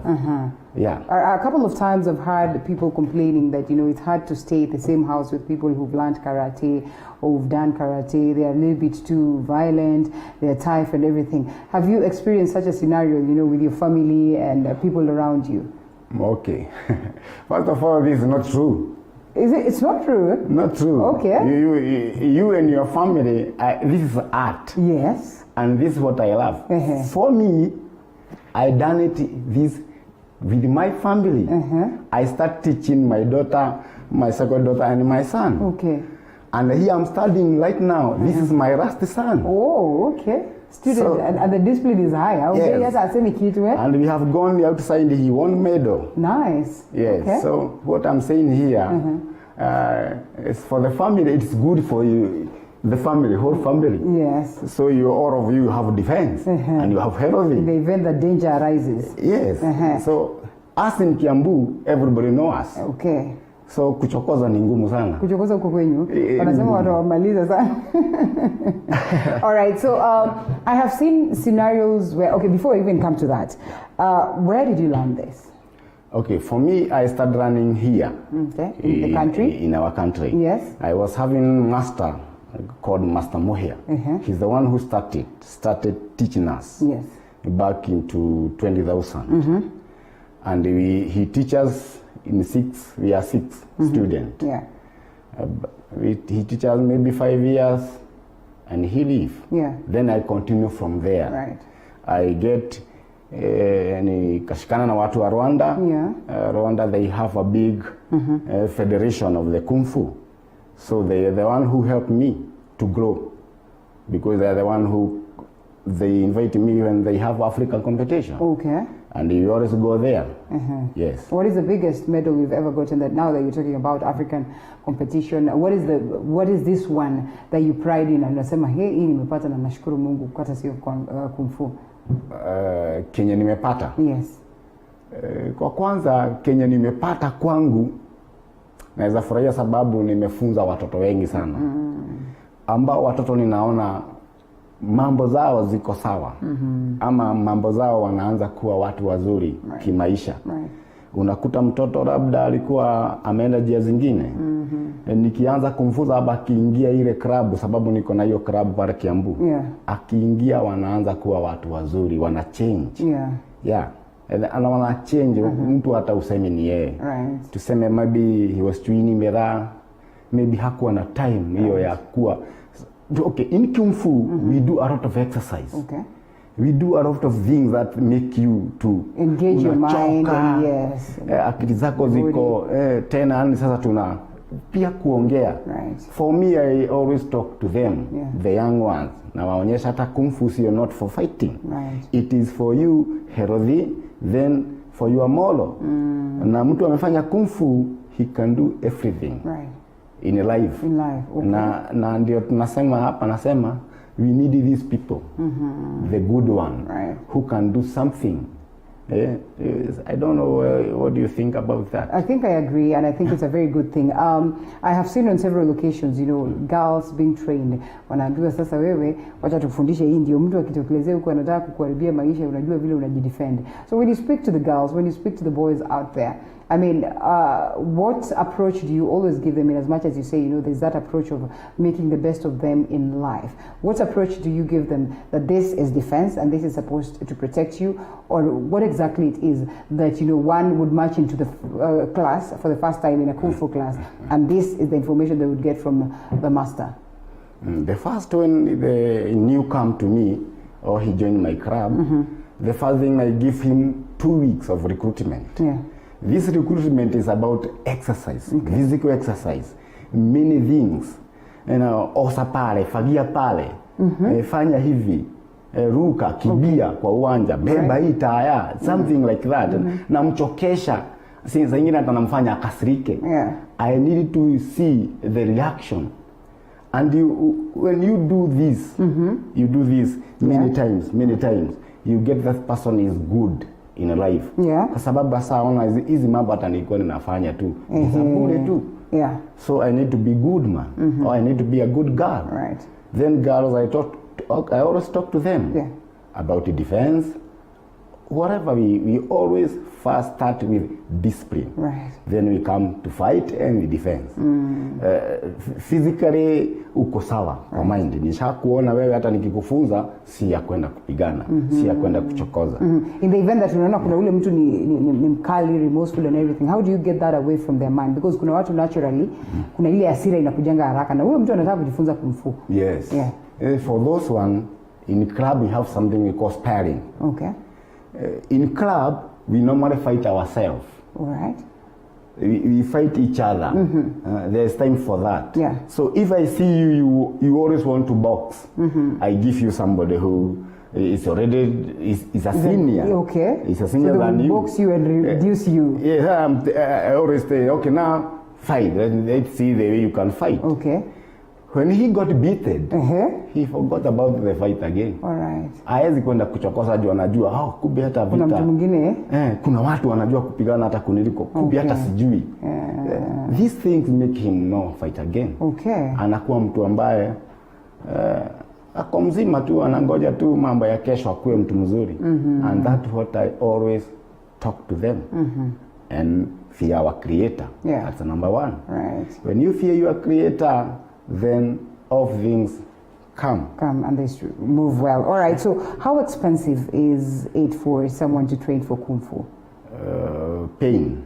Yes, expensive in terms of pesa, or how available or flexible is it for someone to walk in and say that what, nataka kufanya Kung Fu.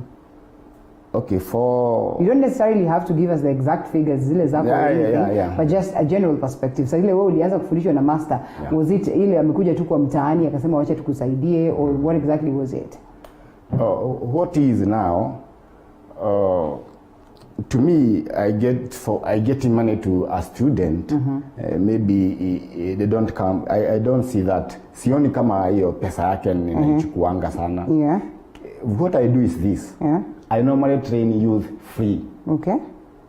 The ages from maybe 10 years and above, I just train them free. Yes. But the young ones from 4 age, I deal with their talent. Okay. So mzazi ndiye anapea mimi kitu kidogo. Right. Kenye yeye anataka. Sina ile ati this is a fixed amount. Okay. Ninasema yule mtoto anaweza lipiwa kwanza hiyo miaka 4, welcome. Yes. But our youth hawana hiyo pesa, kwa sababu labda mama yake ama mzazi hata ashughuliki naye kwa saa hiyo, anaona yeye ni mkubwa. Sasa hiyo ninawachukua tu, ile kitu ninawafanyia sana ni discipline. Unahakikisha that. Are you working with the local authorities in a way? Na unaona kama labda government inakuja kusupport some of these arts vile inatakikana kusupport katika nchi, kwa sababu tunajua vizuri sana youths are very instrumental in transforming the society, in transforming the country. Do you get enough support, or do you suppose there's need to get enough support from the government? For now, what I can say, the international government, I have not found any fund from there. But in Kiambu County, the time I was going to Rwanda for the competition 2018, I was given money by the government. I write a proposal, I tell them I'm going, this invitation letter. So they helped me that time. That time I was helped by the county government of Kiambu. And I brought gold to them. The 2019, I didn't supported by anybody. I was supported by Rwanda themselves. And I go there with my team. They support me food, drinks, and everything. And I come with 3 gold, which I have them here. We should have seen the gold. Where is it? Marcus, where do we have them? Let Marcus bring them up to when this thing is real. How are the parents receiving these, at home, in the society? How is the society welcoming this? Now the society is the one who... Let's have him. The society is the one who now is... this is gold, this is silver, which this man won with the sword. So he also asks what sword he do with the sword. He's a sword man. What is sword? Sword is always here also. There's a sword. He has to do some art with it. And this is gold. This now gold that you won. Not me. This one, this one for the 2019. I take my team. Oh, nice. My gold I was in 2016 that I won, but I didn't win in medal. I won on the bronze. Yes. Okay. All right. I have another 2 students who I could not come with them. That's good. Congratulations. How does it feel when you see that you've won this and you? They understand about the the situation of COVID-19. So we could not come, all of us here. But if you can welcome us somewhere, we will, so that you can pull the arts for us. Yes. I don't know where you can see with your eyes. Not me to say. Okay, that's good. This is Kung Fu 2019, and actually they're just recent ones, and this one is for Rwanda. Yes, Rwanda Kung Fu. Wushu, I don't know. Well, I cannot read all. Wushu. Shaolin Kung Fu Wushu. Shaolin. I've heard of Shaolin. All right. So, how are the parents receiving this back where you are, in terms of you having their children and them getting to learn all this? For now, maybe I know their parents watching me, and I have told them to watch. The parents there, all society. They are the one who helped me there. Because I live with those children. Hao watoto ndio wananipea chakula. Hao ndio ndio ninakula hao watoto. Kwa hivyo ninasema hao ndio wananisupport na hii Kung Fu. Na wameisupport kwa ukubwa, kwa sababu the first time I go to Rwanda, they are the one who give me the money to go. So for side of the parent, number one. They like it because they see out of the children what they see to the children, they see outcome.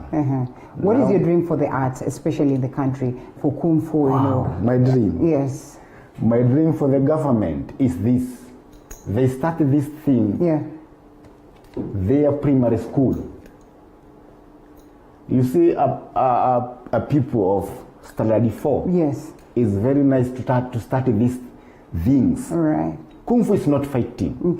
Kung Fu is preparing somebody to be physically good. And you be good in mind and actions. So in Kiambu, kabla hasa hii ugonjwa ikuje hii COVID-19, Mheshimiwa Judy Jomo is our MP Kiambu. Tayari tulikuwa tumeongea na nikaanza kwenda shule. Nilipatiwa shule 10 primary schools. Right. Nafunza hizo shule. Right. Ambaye ananilipa yeye mwenyewe. Yeah. So ndio unaona watoto sishughuliki nao pesa sana. Kuna yule anasaidia mimi. Yeah. Okay. Na ninafurahia sana kwake kwa sababu yeye ndiye ameongoza sana kwa kusaidia masomo. Masomo yote kwa sababu pia ni masomo. Juu kwa class ama shule nilikuwa ninaenda 310 every school. Every school. Yeah, 310. Hii ni kama PE ya kitambo. Physical education. But just how do you ensure that they do not run away from it? Because najua sometimes when you have so much passion on something and you see you're doing it well, you might tend to overlook the importance of masomo ya darasa and useme focus yangu ni ya hii. So how do you get them to have that discipline of knowing that this is just an art on the side, but masomo ni muhimu zaidi? Okay, for this one, for the art. Yeah. This is art first. Learning is kusoma sio art. Yes. Art ni kuangalia unafanya vitu na viungo zako. Na wale kusoma unaenda unatulia. Alright. Sasa ninawaambia different ya hii ni wewe mwenyewe unafanya na viungo zako, kwa hivyo utachoka sana. Yes. Lazima ujitolee sana. Sasa hiyo kujitolea ndio inamweka discipline na anakuwa mtu ambaye anasikia kenye anaambiwa. Ama ako ready to obey. Yes. Nimeshukuru sana Shifu. Kuna mengi ambayo tutazungumza, na kama vile umesema labda tutatafuta wakati mwingine, tutawaalika na team mambo ya COVID-19 ikiisha. Nafikiri hii haiwezi ikakuwa ni show nzuri kama hatutaona hizo artists. Unajua watu wanalipa aswa, wanalipa kwenda kuona kung fu, wanalipa wanakaa hivi kwenye stadium, wanakaa kokote pale kuangalia zile art and everything. So I think I want to treat our viewer to this. Yes, we'll need that. I believe so. There's not so much space here, but all the same we're going to get the basics. Ndio? Utapatia the basics zile kidogo Kidogo tu, yes. Kama ningekuwa nimevaa viatu za chini tungefanya, lakini sasa niwaachie uwanja. Student ameangalia anaona amekuwa na discipline, nimemnyamazisha tu hapa. So uwanja ni wenyu, mkituambia tunapozidi kumalizia. Yes. Asante. We can start by hands. Yeah. The basics hands. Kwa hivyo hiyo tuweke hizo ni spade ama ni sword ama ni nini? Tunaweza anza nazo. Wana mmekuja hata na panga. Yeah, tunaweza anza nazo tukuje kwa mikono. Ndio tunaweza anza na basics pia kidogo tu, alafu ndio tuingie kwa hiyo. Yes. Cream de la cream. Sawa. Asante. Here. You're fighting. Now the basics of fight is punching. Now this punching and kicking, you don't tell the person what is coming. So it is for him to know you are fighting. But in basics, we normally say this and this and this. So for here, maybe we do first, then we show what we do. Now we do the fight hand, very slow, because here I have no space. Now maybe we are fighting. He start by attack. One, I block the hand. Now go 1, 2, and he block the same thing. Okay. Go 1, 2, 3, 4. Watch. Ready? Go. 1, 2, 3. Nasahau. No. Don't forget. Ready? Now go. 1, 2, 3, 4, 5, 6. Wow. That is how I learned from him, not to catch me with maybe kicks. With the kicks. Yes. All right. And the other one, I start fighting. 1, 2, 3, 4, 5, 6. See, now speed up. I go speed. I start. Go. 1, 2, 3. If he's not ready, I attack him. You attack him. Yes. Once again, I go 1, 2, 3, then I block, I kick. When he catch, ananifunga. That. So I don't wait him to do my leg like that. I try to kick him here, there. Okay. Yes. All right. Exactly. Okay, so the next one here, nini? Yes. Hiyo ni rungu ama ni nini hiyo? He starts by sword. Okay. And he's the one who is going to solve them. Not me. Oh, he's the specialist. Oh, okay. We start by defense. Okay. Now, here is for everyone to know. Okay. Maybe somebody, watu wengi huko nje wanaona panga, kishu, unagojea huo mtu ni kama yani wewe you are panic, una panic. Huo mtu anateka advantage. Anakufanya chochote anataka. So this is the teaching of the sword. Maybe I come with it. Every time people anakata. You see, he used to cut all the way.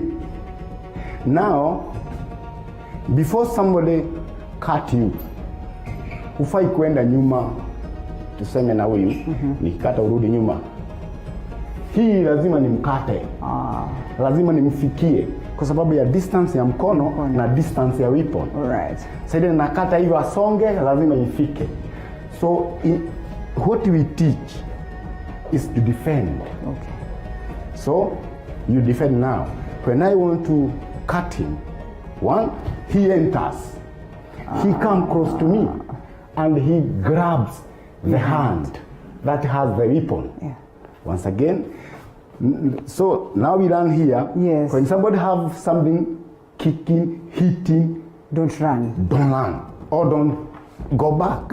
Enter to him. So that once again, enter. When I cut, watch my panga itaanguka huko kwa sababu this is ulikuwa pale nilikuwa napima pale.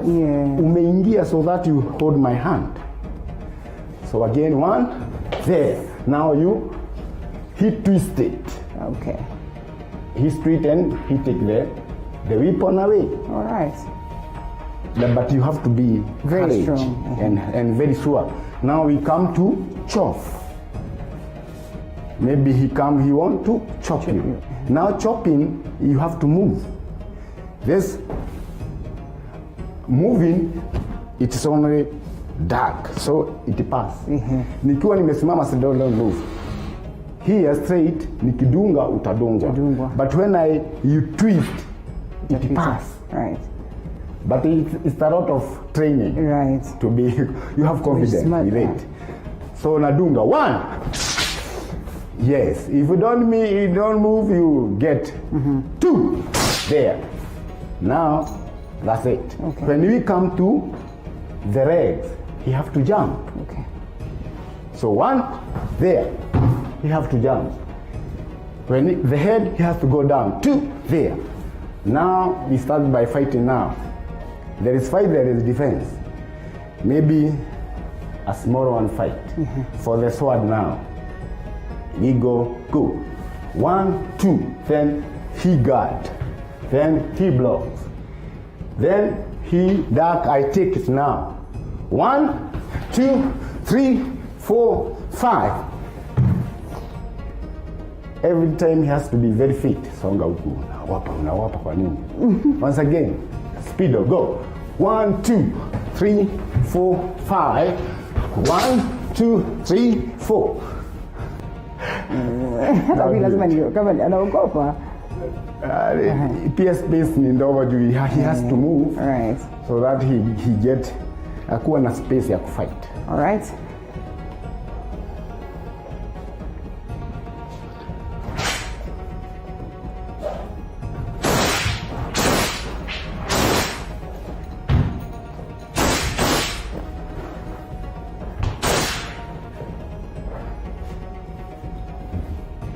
You see, it is very... Nimetoroka kwa sababu nimeona kama atanigonga. Nini juu ni kubwa. You have to do even flips with it. Okay.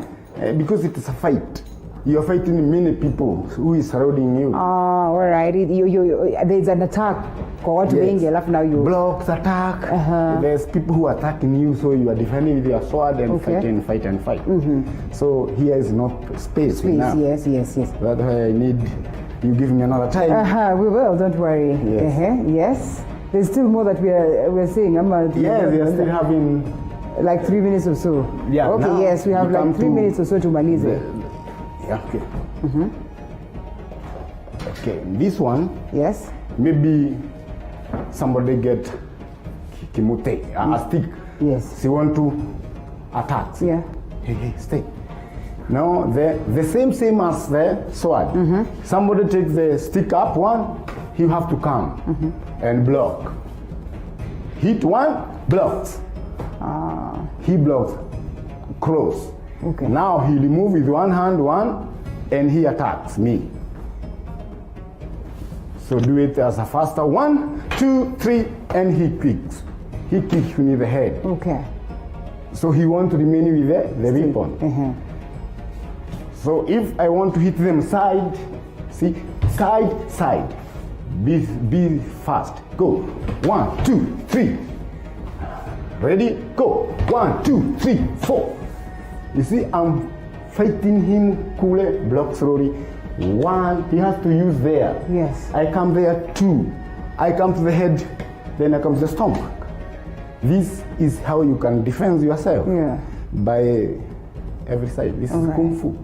Kung Fu is very nice. Nice. Yes. Even students, I teach them this. Sio mtu anachukua panga anakwambia rara hapo. Nifanyie moja as we wind up. Okay. Nataka kublock moja. Ni block pole. As we wind up. Ninakufunza mtu akigonga tu. No.